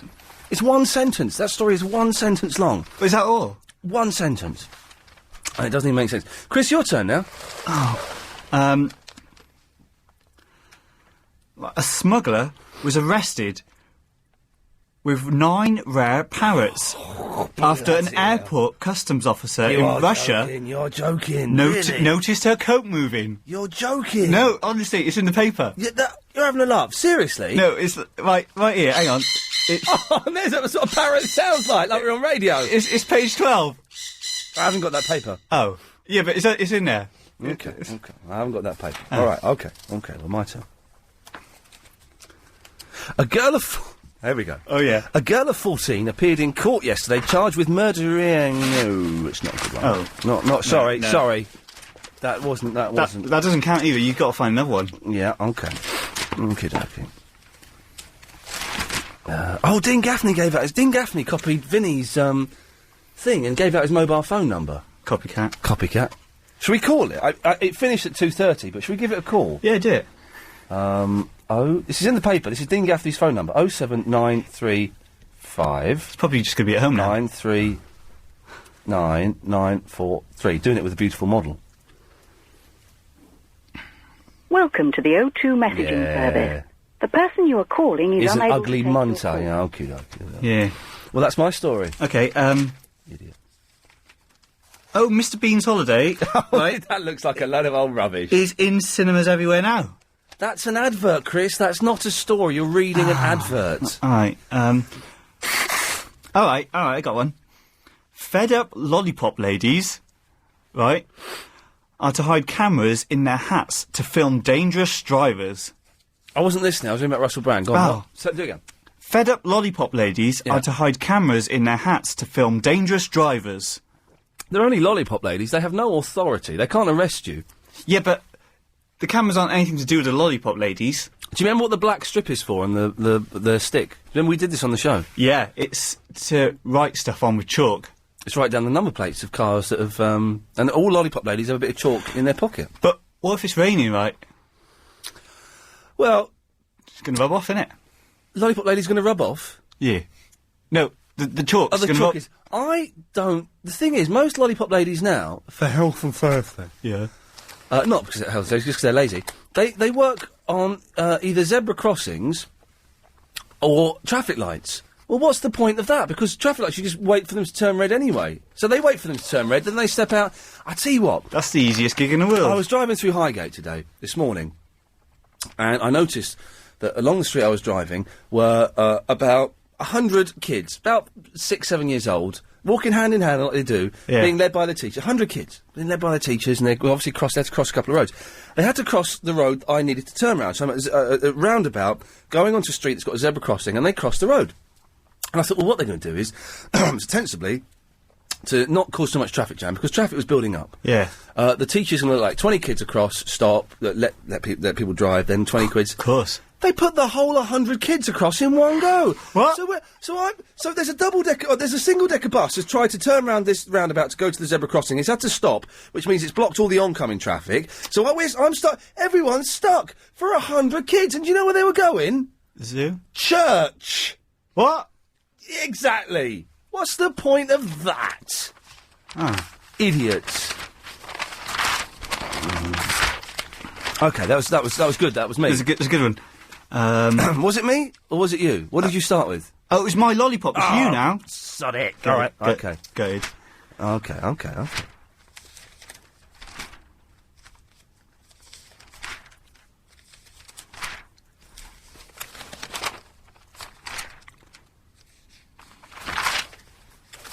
You're going to run out of pages. All right. You're listening to the paper review on LBC 37.3. There's a programme on Sky One tonight called Crash Test Dummies. What? Comedians Steve Marsh and Dan Wright, never heard of them, cause chaos as they attempt to destroy the indestructible. Oh. And it wasn't an advert, so you'll go. A couple have split up after 60 years of marriage because of a row about... Dusting. Yeah! Yeah, I read it. Oh. Dear Dr. Miriam, why do I prefer pleasuring myself to full sex? It's What? cause it... you probably can't read that out. Probably not. Okay. Well, what we'll do is we'll take a break. This is going really well. I'm enjoying it. I am enjoying it as well. Now, whether the listener is or not, I don't know. But this is their punishment. Let's hit them ads. Business people are always on the lookout. So Dermot O'Leary got the X Factor gig then. Oh, did he? Yeah, and I sent in a tape and everything. Oh. I sent a nice letter. I sent a letter and a video, put it in an envelope, put some, like, glitter and stars in there, so then when it opened up, Simon Cowell would open it up, it would, it would look good. It would stand out. I put a tiny explosive in there, just enough to, blow off the end of a finger. Yeah. And, that's all. And I didn't get the... He said, get this, they're going to press charges against me. Idiots. Blooming idiots. Oh. And Bono's been knighted. You can't be knighted for music. You can't be knighted for U2's music, it's rubbish. Oh. Apart from that one, It's a Beautiful Day! Oh, that's the worst one. What's the best one then? What's the best U2 song? I'm not asking you, I'm asking Alex. Oh. I Will Follow. What? Oh. So I got the radio magazine here. Oh, fantastic! Go on, there we go. Because this news is boring. But radio news. 10 years ago. Hang on a minute. I can make this sound really professional. Hang on a second. Stay there. Don't move. Here we go. Okay. And now it's time. Hang on a minute. I've sort of do this. Why isn't that doing it? And now it's time for radio news. Nice. Look at that. This is cool. 10 years ago, BBC transmitter network sold. The BBC has successfully completed the sale of its home service transmission network to Castle Transmission Services, a consortium led by Castle Tower Corporation, CTC. Well, thanks for that, Alex. It's a real insight into the world of radio news. Yes, excellent. Thank you, Alex. Chris, your last story for the day, please, before we go. Muggers... Muggers have 3 times stolen 71-year-olds... Is this a funny story, or what? Martha Reed's bag. Not realising she had been using it to scoop up her dog's poo in Margate, Kent. What's she doing putting dog poo in a bag? You can't just, hold it in your hand. They have those special bins, don't they, for dog muck? The little red bins. Yeah. But what's the difference? Why not just put it in a normal bin? And who imagine you're so low down the cleaning the bin scale. You're the one that cleans the dog muck bins. That's your job, is to clean dog muck bins. Ooh. What's your job? I clean bins. Oh, that's good. Yeah. Whereabouts? Parks. What? Oh, yeah. Yeah, must find some interesting rubbish now. It's all dog muck. Ooh. And Heather Mills has only got one leg. That's in a lot of the newspapers today. There we go. That's in mine. It's in mine. That seemed to work well, didn't it? That was a lot of fun. That was the Friday night's paper review. Yes. Okay, we're going to start taking calls after the news. Just don't. Let's all just try and be nice and friendly, shall we? Because I don't want people phoning up and being rude about stuff. Anyway, 0870 9090973. We have a blog already, so there's no need for you to send in any blogs. I was going to say something then. Hey, that Transformers film looks good, doesn't it, eh? Oh, it looks well wicked. It looks wicked. It was a really weird thing going to a 30... Well, it's about 20 minutes long, the screening. There's lots of weirdos. Nice bloke from Choice FM, the newsreader, who's a nice lad, and his mate. Bunking off. Rubbish food, though. Yeah. Rubbish. You went and had Mackie D's. Yeah, I know. Well, I've got a banana in my bag. Anyway, OK, we'll resume normal business, as per normal. 0870 9090 973. We'll take some of your calls, but I'm tempted not to take any, We'll take a few after the latest LBC 97.3 news. Thank you.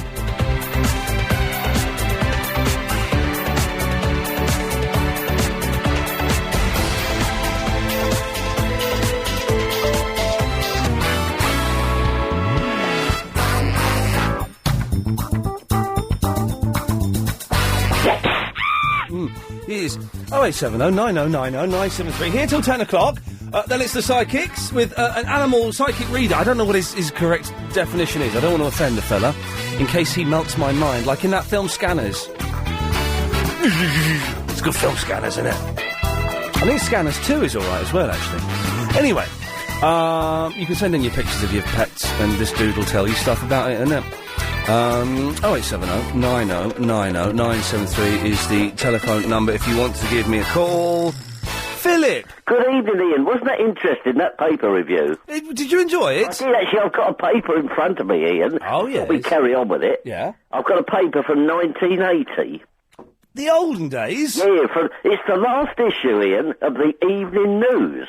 Oh, that's... I don't remember that. Yeah, it's sort of merged with the Evening Standard. Okay. And there's one or two stories. Also, it's got the TV page. Yeah. And it's also got what was on LBC that night. Oh, go on, was I on there? Well, no. It says, it must have been a strange lineup. 12 o'clock midday, LBC reports. What? They used to do and news then 8 and o'clock stuff. at night, after 8. 9 o'clock was Nightline. Oh, was that Robbie Vin? Who was that? That was. Doesn't say, must have been Clive. No, I don't think it was. Was it? It wasn't Adrian Love. It was. Who would that have been? Was some phone I know. Yeah, LBC after midnight. Yeah. Night Extra at 1 o'clock in the morning. All right, hang on 1 second. I'm just going to try something here, Philip. This may or may not work. Line 4, you're on the wireless. Hello, Tony.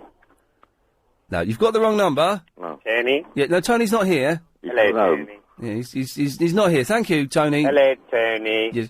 Goodbye. Hello, Tony. Yes. Sorry, Philip. That's all right. I do apologise. And then there was a London interview at 4 o'clock in the morning. Oh, God blimey. So, really exciting lineup. Well, they got... I didn't know. When did Channel 4 start? Because there's only 3 channels. Channel 4 started... but didn't it just celebrate... 80... Did it celebrate its 25th birthday recently? I believe it did. So that was be 83 then? Yeah. 82, probably. Because it's got a BBC One, 2 and ITV. I was still living in the house in Slough, and I moved out of there when I was 11. Yeah. So it would have been probably about 82, 83. Oh, right. Yeah. Because some of the programmes, I mean, Battlestar Galactica was on. I can hear the news in my ears. The news? There we go. There's a little fader was up, that's all. Battlestar Galactica, the original. The original one with Yes. Long Green. Yeah. Benny Hill, Minder. Oh, Minder. And a programme I used to like. Do you remember Lou Grant? Short fat ball fella. Yeah, about a newspaper. I don't really... I remember... I'm aware of it, but I never used to It was watch a good series, that. I was 7 at the time. Yeah, Calamity Jane was... Oh, I'll tell you, a good programme on BBC Two that night. Yes, Philip. Great Railway Journeys of the World. It was the Ludovic Kennedy one, where he went from New York... Sorry, Philip, hang on 1 second. Sorry, I'm just going to... Okay. Line 8, you're on the wireless. Sure, guys. There we go, you see. We've missed that, haven't we? Yeah. Yeah, it's a blast from the past. Yeah. Did you enjoy that, Alex? Yeah, good lad. Very nice. Lovely. Yes. Yeah. What was on the other radio stations? On the other radio stations, well, on Capital, it was Graham Dean, late Roger Scott. Graham Dean. Roger Scott. I used to know... I've met Roger Scott. You told me, I meant to ask you, how did you come to meet him, Ian? Because I used to... When I was about...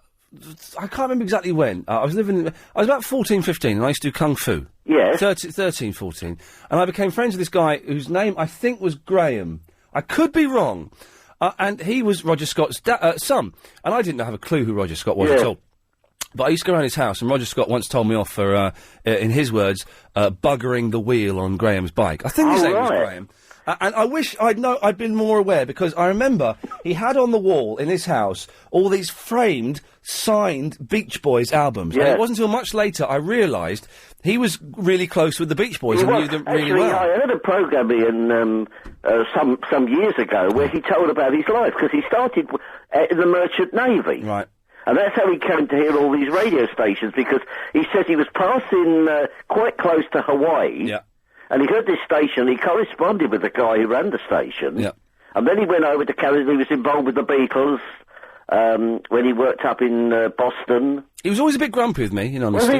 I mean, as a broadcaster, he came over on the air. He came over as he was really listenable. I'm sure, and you know, I wish I'd been more, I wasn't really radio literate in those days, and I wish I had have been, because I would like to have heard him. A little bit grumpy. I remember he had a gorgeous wife. It was it was like his second wife. Yeah. And I remember once, this is terrible, isn't it? I remember once, I sort of burst into the living room, and she was in like a leotard, watching a Jane Fonda video. Oh, wow. And I was 13. God, that kept me He used going to do for a ages. show, Ian, on a Friday night. Yes. Which he used to play rock and roll. Oh, right. And one week he had Bill Haley on. Oh, yeah. And he said, if you want to talk to Bill, write in and ask the questions. He said, and we'll phone you. Yeah. So I was lucky enough to get chosen to have a word with Bill Haley. You spoke to Bill Haley? I did, yes. Wow. Really interesting guy, great guy. And he's telling about how he started and when we made the films. And he was, as I say, it was fascinating. Oh, you don't get that nonsense nowadays, I'm afraid. From 1980, you ever had a group called the Jefferson Starship? Oh, Jefferson Starship. They used to be, was that Grace Slick? They used to be Jefferson Airplane. Yes. And then they became Starship, and Starship did, we built this city on... But I don't know, I think Grace Slick, she would have been dead by then. Well, actually, I've got a video of a programme of all the oldies getting back together, and she's actually on it. Is she still around, on it. They got Martha Reeves. When it's the Hollies getting back together, has it got Graham Nash in it? Yeah, on this one, they got the whole lot. They got Graham Nash introduces it, and then the others come on. Oh, see, I'd like to see that. Yeah, it's a fascinating. What the bit I like on this particular thing, they've got Darlene Love. Yeah.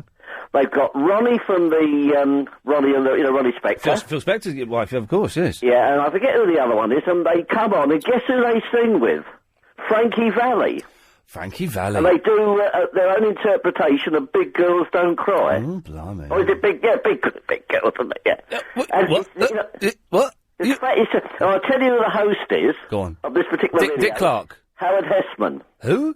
Howard Hessman, who was the star of a programme, WKRP in Cincinnati. WKRP in Cincinnati. WKRP in Cincinnati. I only remember the theme tune. Do you remember... Okay, here's a programme.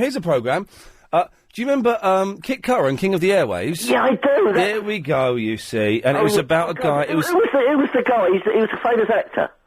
He was. He's got a mole on his face, hasn't he? Yeah. Kit Curran, King of the Airwaves. It was a rubbish sort of British sitcom about this that's right. DJ. They had a... Yeah, it was a very, very good... I forget who wrote... Andy somebody wrote it. Do you remember starring Nigel Planer, a thing called Roll Over Beethoven? Yes, I do, yes. I do remember that. No, I can't remember. I think I did have the theme from that. I don't know if I've still got it. Oh. Philip, listen, I better move on, because there's another Philip waiting to... Okay, all the best. Cheers, fella. Bye-bye. Before we do that, let's just quickly go to line 8. Line 8, you're on the wireless. Hello? Yes? Your man friend, would you like a chicken? Okie dokie, well done. It's good to have you back. Philip! Hello. Hello, Philip. Hello. Hi. Hi. How's it going? It's all right, actually. It's all right. It's 48 minutes away from the weekend. From 48 minutes away from going home, going to bed, because I've got a man coming round at 7:30 in the morning to put a doorbell on. Okay. Yeah. My fridge is broken. Oh, really? Yeah. Uh-oh. I was trying to defrost it quickly, and with a drill. What? Not with a drill. You're making that up. I wish I was. With a drill? Yeah, well, I was just going to drill all the ice off. Let me guess. You drilled a hole in it? Yes. Hang on one second. Sorry, I've got to take this call. Line 8, you're on the wireless. Would Philip like a chicken? Philip, would you like a chuck eyes? I'd love one. Chuck eyes. Okay, thank you. Sorry, Philip, carry on. It started sort of hissing, and I think it's got Freon in it or something, and I think all that came out. It's got poisonous gases in it. Yeah, we opened a window. Oh, well, that'll be all right then. Yeah, that'll be all right then. You won't die now, Philip. Yeah. What the hell were you thinking? I wasn't really. No, you weren't, were you? Well, what can we do to help you, Philip? I don't really know. Just wanted to tell someone. Yeah. Me and you have got a couple of things in common as well. I listen quite a lot, but I've never called in before. Okay, what? Now I'm worried. What? Two big things. What? Okay, what big things have we got in common? Xbox and rectal bleeding.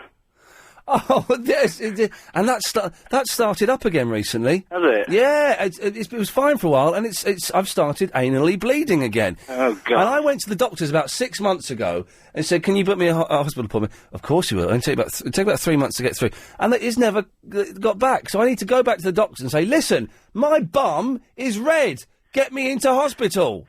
So a man can open my anal passage. Tie a rubber band around something that's up there, and then snip it off and inject it. Is it definitely piles then? Yes, it is. Well, mine is. You should get yours tested because it could be something. It could be the big one. Yeah. That's why I had a camera inserted 16 centimetres inside me to make sure that it wasn't, bowel cancer. Right. Yes. I don't think it's that. No. And it's probably not worth checking out, is it? Go and have it checked out, man. Seriously. Did you not feel a bit funny in the doctors, though? Of course I felt ridiculous. A guy shoved a camera up me, Jacksy. God, it felt incredible. But I felt an amazing sense of relief when he said it's just piles. Did you try and use comedy to... No, I just sat there. Oh, I didn't. I laid there and I went, uh-huh, mm-hmm, yep. Mm-hmm. And that's all I did for the 10 minutes. But it's not that bad. And, I went because I thought I had cancer. And it turned out it wasn't. And the relief is incredible. Well, I don't think I've got cancer. Well, you might have. Yeah, but if I don't think I have, and then I don't have it checked out. Okay, then when it turns out you do, you die slowly and painfully. Yeah. I don't want to scare you, Philip. I'm going to move on because this is a little bit too much bum talk. But it's, it's always worth getting those things checked out. God, I'm giving medical advice now. This is insane. We've had a guest. I'm giving medical advice. We had a paper review. This is what a proper show should sound like. And this is what a proper travel report should sound like. Give it to us, Hake. Thanks, Eddie, for your call on the M1 going up to... I've been sent a link for the Lips Masterclass. I don't quite know what that is. Then it doesn't do anything. Oh, dear. OK, 0870 9090 973 is the telephone number. Let's go to Andy. Hello, Andy. Hello, Ian. How are you today? I'm fine, thank you, Andy. What can I do for you? The show hasn't been that good, has it, with all these nutters phoning in? We've had a lot of rude people, yes. Upsetting you and that, yeah. Yes, there's no need for that. Never mind. Ian, what I was going to ask you was, do you not normally play music on your show because people phone in? We don't normally play music on the show because people phone in, that is correct. Oh, hang on one second, Andy. Could you just stay there? I just need to take something. Line 5, you're on the wireless. I'm going to let you have one more. Good lad. It's been a while. We've missed you. I've missed you too, sweetheart. Good boy. Go on, give it to us. Shock eye. Oh, it's good. It's good. What a nice man. Anyway, Andy, yes, you heavy breather. Yeah, Ian. So, is that why I couldn't get my Pet Shop Boys song? That's why I couldn't play a Pet Shop Boys song for you. But on Fridays, we're allowed to play songs. So... Okay. Do you want to request something? Yeah, same one again. It's a Sin from the Pet Shop Boys. Okay, are you going to announce it for us? Yes, I will. Away you go. Oh, hang on a second, I need to get it queued up. I've got the wrong thing queued up. Okay, this fella's been calling all week. We've been having a little bit of fun. But, okay, you introduce it, and away we go. All right, then. This is LBC introducing It's a Sin from the Pet Shop Boys. 1, 3, 2.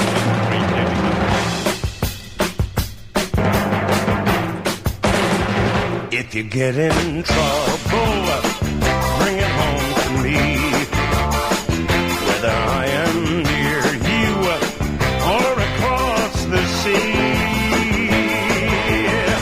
I will think of something to do. I'll be on the lookout for you, and I'll find you. You can count on me. And don't you let 'em get you against the wall, 'cause I'll be there to catch you, and I won't let you fall. Call me if they hit you below. Call me when there's nowhere to go, and I'll be there. You can count on me. You can count on me.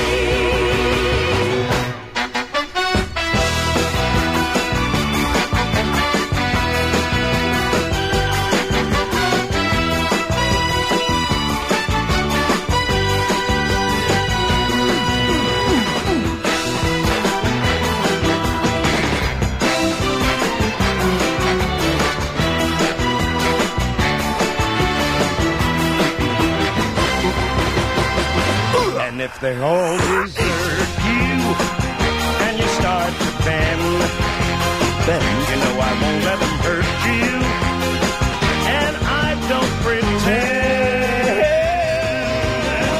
Call if you got nothing to say. Don't call me if you just want to play. But call me on double stay. You can count on me. You can count on. You can count on. You can count on. You can count on.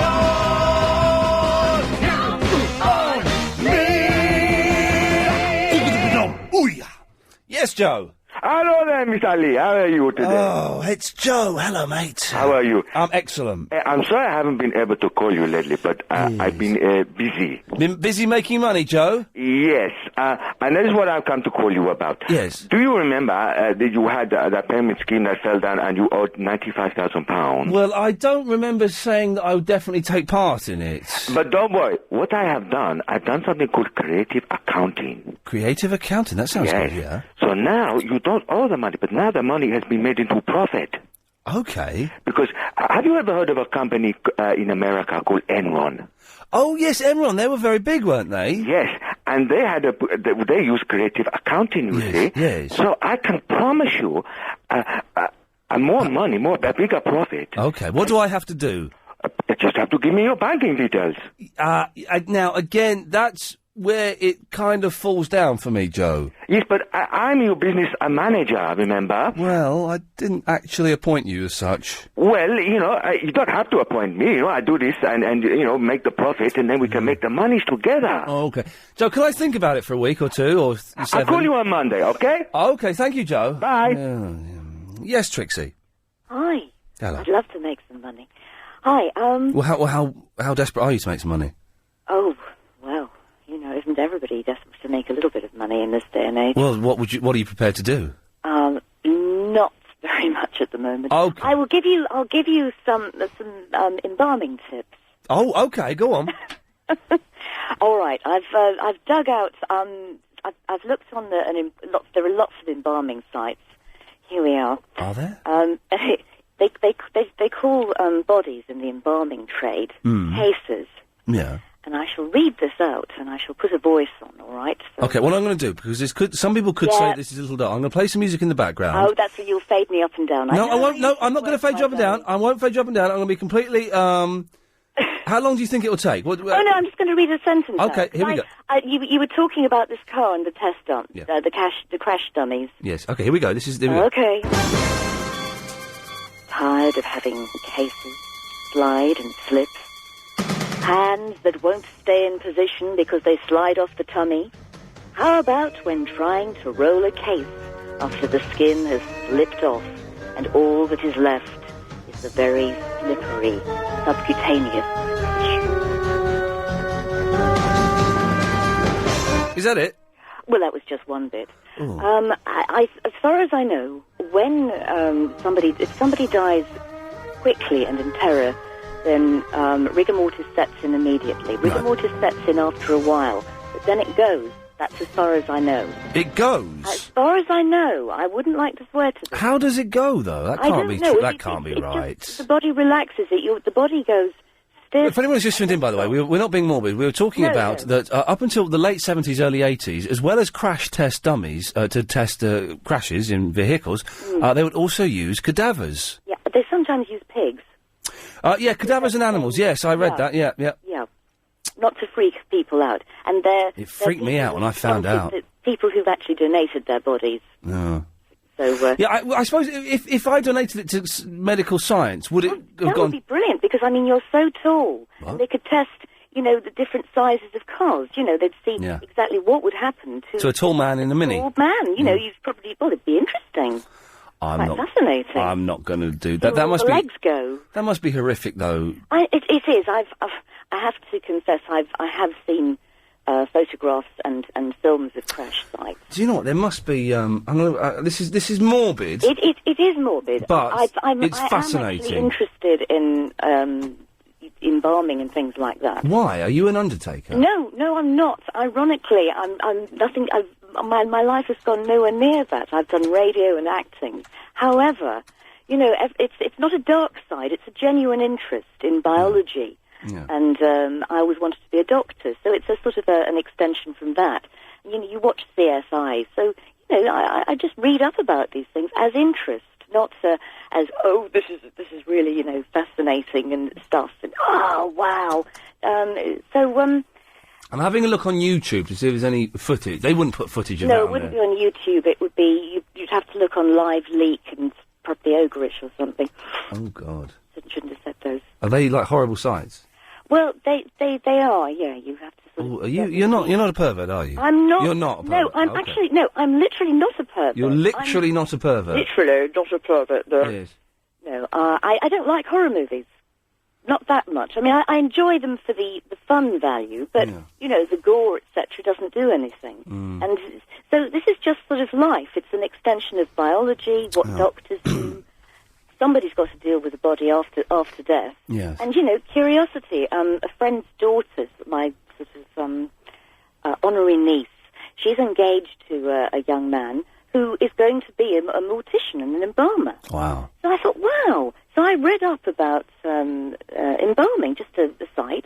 You go out, you have to go onto the death sites, and of course you ignore all the sort of, wow, this is amazing, blood, horror, gore. But you just look at it from a doctor's perspective, a mortician's perspective, Yes, and it is actually quite fascinating. Trixie, listen, thank you very much. I've got to move on. Bye. Have a lovely evening. 0870. She was creepy. I got rid of her because she was into dead bodies. 0870 9090 973 is the telephone number if you want to give us a call. We're not just talking about using corpses as crash test dummies. There are other things we're discussing, including, no one's guessed yet, what Chris thinks they use to test whether roller coasters are safe or not. Can you It's nearly home time. I'm really hungry. I've got a boxed PlayStation 3 at home, and, do you know, I've got to be up at 7:30 in the morning, though, so I can't really, stay up and have a session. Never mind, I'm thinking out loud. I shouldn't be boring you with this, should I? 0870 9090 973. Speak to Gloria in Enfield after the latest news. OK, it's Gloria. Yes, Ian, it's me. Hello, Gloria. Hello, Ian. How are you? First, you remember I phoned you sometime in November. I've got a cold. I came back in this country and have a cold. I told you I was going to Jamaica for 4 months. You remember? No. Oh, come on. I don't remember. You called in November. Yes. I don't remember you. Okay, I remember you. Well, yes, well, you called me, so I hope you would. Yeah. I don't remember you. Yeah, I remember you. I've had a few calls since then. Yes, I know. Gloria, I don't remember what I did yesterday. While I was in Jamaica, you were moving from your day slot. Yes, into, demoted. You were going to have a party. Did you have the party? We had the party, and lots of listeners came in and hung out, and there was a bit Lynn came? Lynn came. Oh, God. Was Bob there? Bob wasn't there. Oh, no. There was some other people came. Barry turned up. There was a fight because his son, Dave, turned up. Oh. Verinda was here. Graham was here. Yasser. All wonderful, wonderful people. I'm sure. And is Lynn slim or fat? Well, the woman that came and said she was Lynn was quite slim. There is some doubt as to whether it was actually her. Yeah, I'm sure. Listen, Ian, I went for 4 months. Doesn't met me once, doesn't call me anymore. I spent Christmas in Jamaica. Oh, okay. It was hot and lovely. Hot and lovely. I spent Christmas in Slough. Slough? Oh, you were cold then. I forgot to defrost the turkey. I had to buy halal chicken on Christmas Day. And, Ian, there is a hotel in Jamaica, Negril. In Negril. Have you ever been to Jamaica? No. Well, you must go there. Okay, I don't... The name of the hotel is Swept Away. Swept Away? Yeah. Oh, that sounds wonderful. In Negril. In Negril. And I tell you, when you get out to that entrance, you're swept away until you're left. It's so nice. What? It is so nice. Okay. It's 7 miles of white sand. Yeah. You're on 7 miles. Is it lots of tourists? Lots and lots of tourists. Well, that sounds rubbish then. Oh, no, don't say that. Is there anywhere left in the world where there's not many tourists? No, well, you see, the tourists are exploring everywhere now, and it's so lovely, and you must get there. Okay. Get to Negril. Okay. And look it up, and I phoned Clive, and he looked it up. Okay, well, yeah, no, I can't access the computer to type in places that I can't quite hear people saying the names of, so... But you promise you will? I can't make that promise. Oh, God. But Did Clive remember you? Yes, he did. He did. Barm, of course he did. He's good at stuff like that. He Damn. did. He's very good, that Clive Bull, isn't he? He's very, very good. And Very. I'm sure you remember me, but you do pull legs sometimes. I do pull legs, and also I don't remember you. I remember you anyway. We've had this. And I did miss the program while I was in Jamaica. You could have downloaded the podcasts. I don't understand those sort of things. No, it's No. very. You being an old lady, it's. No, I don't go that far. No. Yeah, Mm. but it was lovely there. It's very hot. It's very nice. Excellent. Well, Gloria, it's good to have you back, if indeed you were ever here in the first place. I'm not sure you were. No, it's true. Okay, well, if you say so, although I don't believe you. Oh, no, Ian, don't say that. It is true. Okay, Gloria, I'm going to pretend I believe you, but actually, I don't. Oh, there we go. Peter! Hello, Ian. Hello, Peter. How are you? I'm all right. You look depressed. Huh? You sound depressed. All these nutters phoning you up. We've had it's been an hour ago, we had a lot of rude people phoning up, and It's terrible, isn't it? you know what, I don't have to do this. I can quit, I can go and live in Scotland, and, you know, I can clean windows for a living. I don't need, I'm a human being as well, Peter. I feel things. Anyway, the purpose of my call is you're looking for carpet, I believe. That's correct, yeah. Well, you got some? No. Well, I've got some remnants of it. Oh. I need the whole flat carpeted, not just some remnants. No, but I was going to suggest that you consider Carpet Right. Why were you going to suggest Carpet Right? Because they give you 60% discount. Who give you what? 60% off discount off the retail price. 50%? 60. 60%? How? I don't know. I better said most of my house recarpeted for 2,100. Really? Yeah. Carpet Right give you 60% discount? Correct. But how? Yeah, whatever the price is, they're not 50% off 60? the meterage, and then they would take off another 10% on top. But what? Hang on a minute. That doesn't make any business sense at all. So they came to your house and measured it up. Yeah. And they said, right, that's going to cost you £5,000. And they say we'll take 50% off that, so it comes to 2,500. Why did they say they were going to take 50% off? Because that's their offer they got on at the moment. They've got it on at the moment. Mm. Is the carpet any good though? Oh, it's very good. I've got a very good quality carpet. Well then, I might go and have a look at Carpet Right. Carpet Right. I might go and have a look at them. And it wasn't. It's not Allied Carpets. No, it's Carpet Right. Right. Okay. Well, thank you for that, Peter. Because it's quite important, to get. Because I paid 2,100 for the carpet, which included the lounge, dining room, study, hallway, stairs, landing in my son's bedroom. Oh, it's very expensive carpet. No. Are you sure it's good quality, not some cack? No, it is definitely good quality. It's Exminster carpet. Okay. Well, I'm off to Carpet Right. I've got the John Lewis man.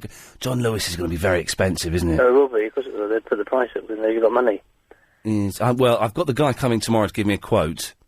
Yeah, you go to Carpet Right and ask them. Okay, I'll ask Carpet Right. Thank you for that, Peter.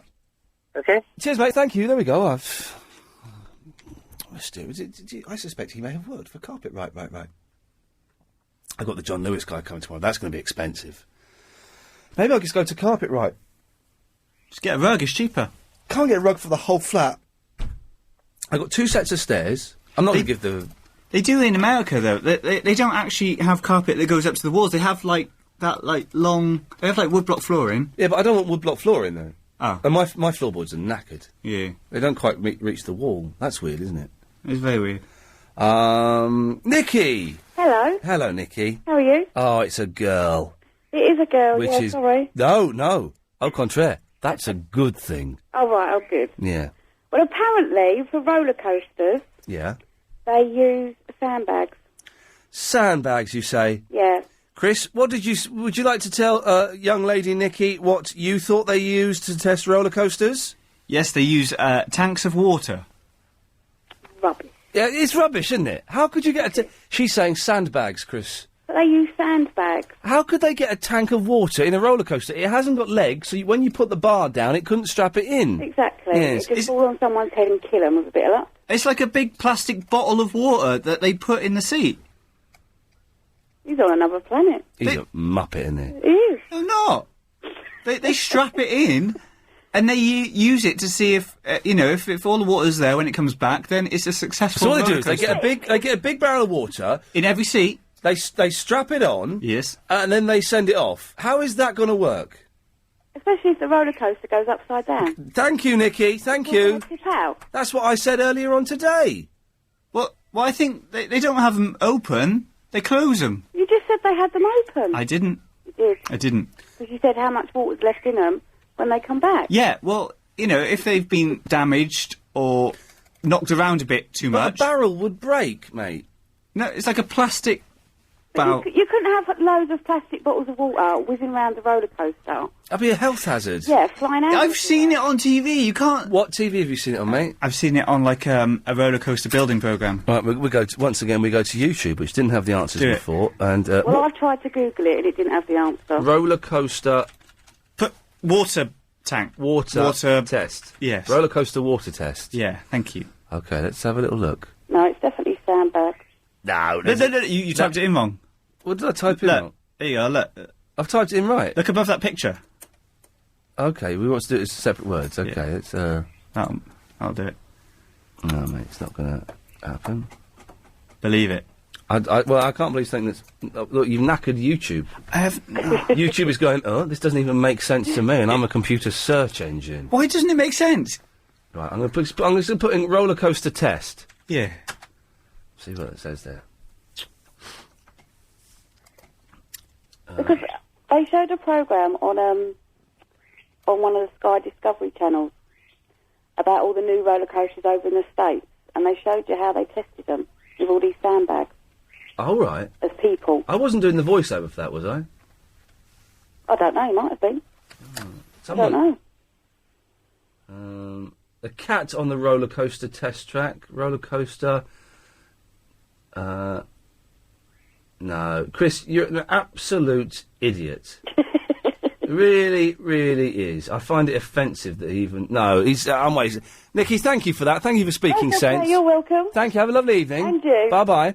Colin. Hello, Ian. Hello, Colin. Oh, Ian, Yes. I've got a proposition for you. Okie dokie, I'm up for it. Bring it on. Well, I've just done 4... I'm going to do 4 numbers on Saturday for the Hot Pigs. For the what? The Hot Pigs? Hot Pigs, yeah, on the lottery. Hot Pigs? What the hell is Hot Pigs? You don't know what Hot Pigs is? I don't do the lottery. It's a thick man's tax. Listen, Hot Pigs are...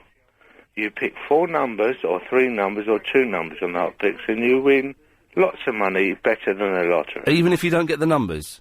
Oh, well, I'd do it every time if you didn't get the numbers. How much money have you won on Hot Pigs? I've won £450 with 3 numbers. Oh, and how much do you spend each week on Hot Pigs? Now and again, £1 there, everywhere. Oh, okay, fair play. All right, so okay, this sounds good. What? How can I get a piece of this pie? Well, the thing is, I'm doing 4 numbers. Yeah. Which, if you do 4 numbers on Hot Pigs, you get £7,000. But hang on a minute. So you're doing 5 of them? Yeah, which is a £5. Okay, so and a go. Okay. Different numbers if you want to. All the Do you time, do not do get loads 5? Do you do £5 every week? No, I don't. Oh, okay. No, just now and again. Yeah. But the thing is, When you're not drinking, yeah. obviously. Obviously. Ah. I know, I've listened to your nutters and I'm with you. Yeah. What? The thing is, I've got numbers for you, Yes. and it's 7, 7, 10, 10. 29 and 47. Yes.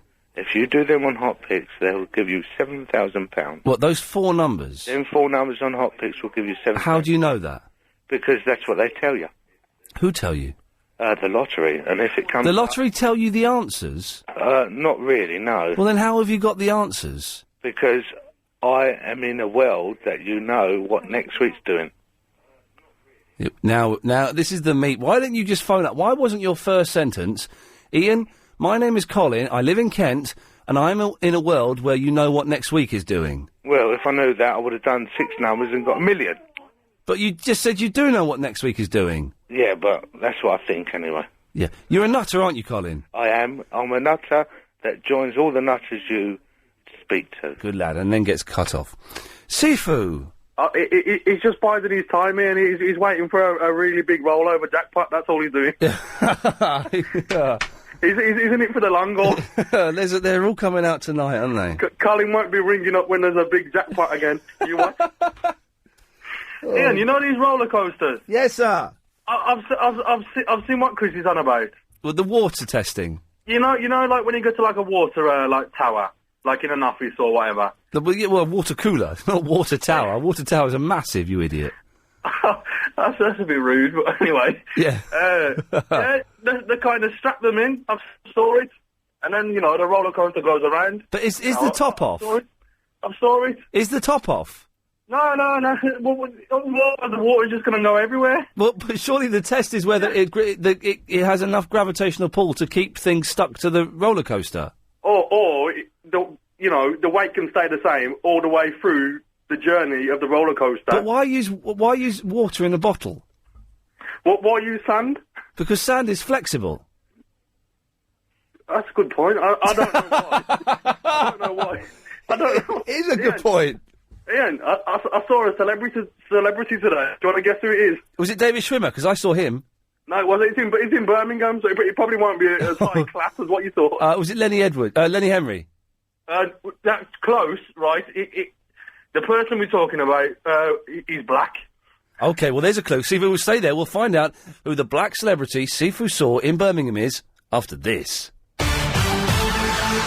Any guesses, Richard, who Sifu saw? Absolutely not. I've just been chatting to Holly, so that didn't help. The fact that I wasn't listening. What happened? What's going on? Sifu saw a black celebrity in Birmingham, and we have to guess who it is. It's not Lenny Henry. It's not Lenny Henry. I haven't got a clue. Okay, there we go. Let's have the travel.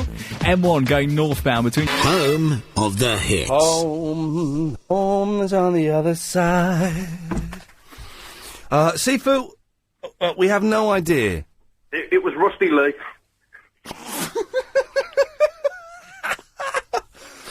Hang on, wasn't It was quality. Wasn't she supposed to be on This Morning today? I ain't got a clue. Okay. I ain't got a clue. Zora. Was she doing any product placement? She was just walking around Birmingham. Fantastic. I was gonna go and get a few tips off her, like for in the kitchen, but Yeah, you thought better of it. I thought, but she went out of date, didn't she? Really? Yeah. Well, so Sifu, listen, thank you very much for that. You're welcome, as usual. You're welcome. Feel free to. I had my first cup of Red Bush today.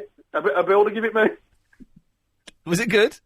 I was quite shocked. It was very nice. It's got. Did you have milk in it? I wasn't expecting it off a builder. Right. Okay. I think something rude sneaked out there. I'm not sure, but we'll. It's Carl in Finchley. Hi, Ian. Hello, Carl. I was watching the Discovery Channel the other day, and it's true. They there's like figures of people, and they put the hose in the top of the head, and they fill them up with water. Oh, so hang on, it's people. They look like people, like they're water people. Yeah. Well, that's different from barrels of water, because when you say a barrel of water, I expect like a big sort of round wooden thing. Oh right, no, it's people like dummies, hollow dummies, and they got a screw on the top. Yeah. Get rid of that top sentence, obviously, Chris. That's not part of the blog, is it? Well, Carl, in that case, I'm not going to apologise to Chris because he said barrels. But people filled with water, that makes more sense. Yeah. But I still presume not. it's because we're 90% water, they use water. I don't know. Is that a theory? I'd still go with sand, though. Sand is probably the best option, isn't it? I don't know. Do you watch... They could use coloured sand like they do in the Isle of Wight. What? And, in the Isle of Wight, the coloured sand. Is it? No, and I don't know, you make little model things. Are you just talking out your backside, Carl? No, I don't know. Chris, we're supposed to be going to the Isle of Wight soon to see Weird Al, aren't we? Oh, yeah, he wants a date off us. Okay, well, we'll sort it out, but in a little bit later on. Carl, thank you very much for that. Okay, then, Ian. Good lad, bye-bye, there we go. Darren. Hello, how are you? I'm all right, mate.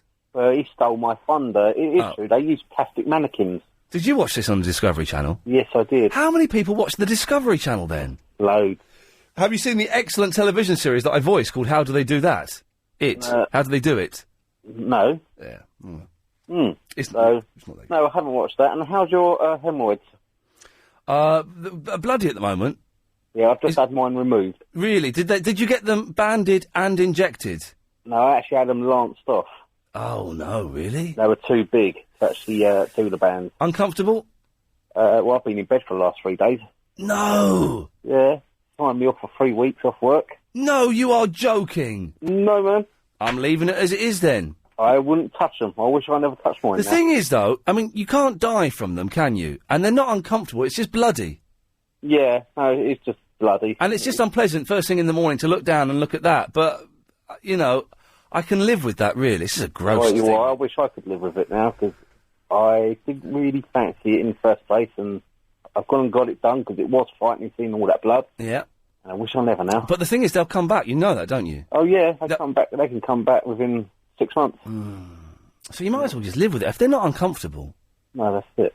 Well, Darren, listen, thanks for the heads up on that. Have a good day. Cheers, mate. Thank you. Yeah, Yes, it's a gross topic, but it's important. There we go. Look, Andrew's just donated £50 to the Jim Cronin Fund. Thank you very much, Andrew. That is appreciated. Wait a minute. We're going to see. Oh, sandbags to test. Oh, I don't know. I don't really care anymore. Thank you, Andrew. That's brilliant to know that. Well done. Good lad. Megan. Hello? Hello, Megan. Hi. Oh, okay, yes. You had a horrible conversation before then. Anyway, Megan. Yeah? What can we do for you? Well, I'm a first-time caller. Good work. Well done. And when you used to do the day presenting, Yeah. I phoned, and do you remember when you was seeing What? oh, do you remember when you was seeing how many people was listening? Do you remember that? No, I don't remember. Oh. I don't really remember. I have a terrible memory. Same. Well, anyway. But hang on, you whilst phoned I up was then? waiting- Well, you phoned up then? Yeah. Well, you're not a first-time caller now, then. Well, no, I didn't really get through. Okay, I see. Yeah. Yes. Yeah, Right. and there's an event in the Royal Albert Hall coming on the 23rd of April, 3 days after my birthday. Well done. And it's in the Royal Albert Hall, Oh, yeah, I've been there. and it's called Music is for Life, and I'm going to be singing there with my school and a cluster of other schools. And what are you going to be singing? It's about David and Goliath. Oh, yeah, the short fella and the giant, yeah, and is the old slingshot. Yeah. Yes, And David kills Goliath. yes. Yeah. And whilst I was waiting for the phone call, Yeah. I was getting really nervous, Yeah. and I pulled out my tooth. You pulled a tooth out? Yeah. Hell's teeth! No! That you were so nervous, you pulled a tooth out? Yeah, well, it was wobbly in the first place. Okay. It's quite satisfying when it comes out, isn't it? Mm. It's a good feeling. Yeah. It's good. You got that hole now that you can rub your tongue up and down, and that's Feels good. that's satisfying. And your more teeth will come back at some point. And when the next set of teeth come, they don't go anywhere. You've got them for life. Mm. Yeah. Well, thanks for that, Megan. Yeah. And good luck with the singing at Royal Albert Hall. It's a big place. Yeah. Cheers for that. Bye bye. Steve. Yeah. Hi there. Hello, Steve. All right, mate. Yeah. Right, carpets. Yeah. Don't get the carpet right. No good. Okay. Why in your Permanently got a sale on. They got a sale on their sale, and when they haven't got a sale on, they've got a sale on. Oh, yes, it is one of those and they have a bank holiday sale that is also. I don't know if they. And the day before bank holiday sale. Yeah. So you're saying don't go there. Don't go there. In your opinion, because In my professional opinion, yes. Are you a professional carpetier? I'm a professional carpetier. Okay. Yes. Go get your quote and stuff, and if you're serious, give me a shout back. If we know what we mean. Oh, you reckon you can beat the Mr. Lewis? Guaranteed. Chris, take this fella's number down. Take this. Oh, Stephen, I'll give you a call next week. No problem. Cheers, mate. Thank you. Bye-bye. Of course, I must hasten to add that Carpet Right is a fantastic establishment. My sister, I believe, bought some carpet from Carpet Right. They're very good carpets. I've seen them. And Steve, of course, is trying to... So did my mum, actually. Yeah, your mum's carpet's not that nice, though, is it? Yeah, the beige one. It's lovely. Are you looking for an overseas... Don't forget that the Psychic Show's up next, Becky and Chris, and they've got some dude who's coming in, who's apparently... you know I'm a sceptic. Apparently can, like, read dogs' minds and stuff. So if you've got a pet, send a picture in to Becky and Chris at lbc.co.uk, and this guy will tell you stuff about your animal. I've sent a picture of my cat, Chris has sent a picture of his horse, and Becky has brought her dog in, and I think it's just done a whoopsie. Last couple of calls on this show, though. Don't forget we're here Sunday night at 10 o'clock for the Triple M show. It's Dwayne Pipe. Yes, Dwayne. Do you know what? I passed my grading today for karate, innit? Oh, wicked. What grade are you now, Dwayne? I'm red belt. And what number's that? Number 2, innit? Good lad. Looney John. Good afternoon. Merry Christmas. I thought I ought to join in your newspaper review. Oh, yeah. I've got in front of me a copy of the Sun newspaper from Wednesday, the 18th of April, 1804. Oh, blimey. What are the knockers like on page 3? Oh, dear. On page 3, it's got a report of the debate in the House of Lords about the Navy. Sexy. Anyway, even more exciting, on page 4, is from the Old Bailey. Tuesday, the 17th of April, B. Scully was charged in 2 indictments, the first for a burglary, the second for receiving a variety of silver articles of plate and watches, knowing them to have been burglariously stolen. Burglariously? Yes. Does it actually say burglariously? Indeed, Oh! That's the name of my next band, is I can't even say it. Burglariously. That word is the greatest thing that comes out of the 19th century, as far as I'm concerned. Burglariously. I'm writing that down. I hope I never forget it. I'm a bit late. John, I've got to go because I'm a little bit late with this. I do apologise. Globule. Thank you very much. Now, if you missed the show, it's this may overrun. Doesn't matter. It sounded like this. Would Philip like a chungays? Philip, would you like a chungays? I'd love one. Chungays. Oh! Yeah! Oh! Yeah! Oh, is it big? Yeah, big girl for me, yeah. It's the freaking weekend, baby. I'm about to have me some fun. That's the one. Bounce, bounce, bounce, bounce. And if you don't want my kisses, don't shake my tree. Can't you pump something into a dead man to make him loose? What do they use to test new roller coasters with? Sometimes it makes me anxious. Unbearably so. Chris and I are going to do a paper review. Muggers have 3 times stolen 71-year-olds... Is this a funny story, or what? Martha Reed's bag. Not realising she had been using it to scoop up her dog's poo in Margate, Kent. Me and you have got a couple of things in common as Xbox and rectal bleeding. Oh, God, well, there were some bits of a show, and some bits are just a man having a breakdown on the wireless. That's it. I'm back on Sunday night at 10 o'clock for Triple M, and then Monday at 7 o'clock. Stay tuned, though. It's Becky and Chris with The Psychic Show. Thank you.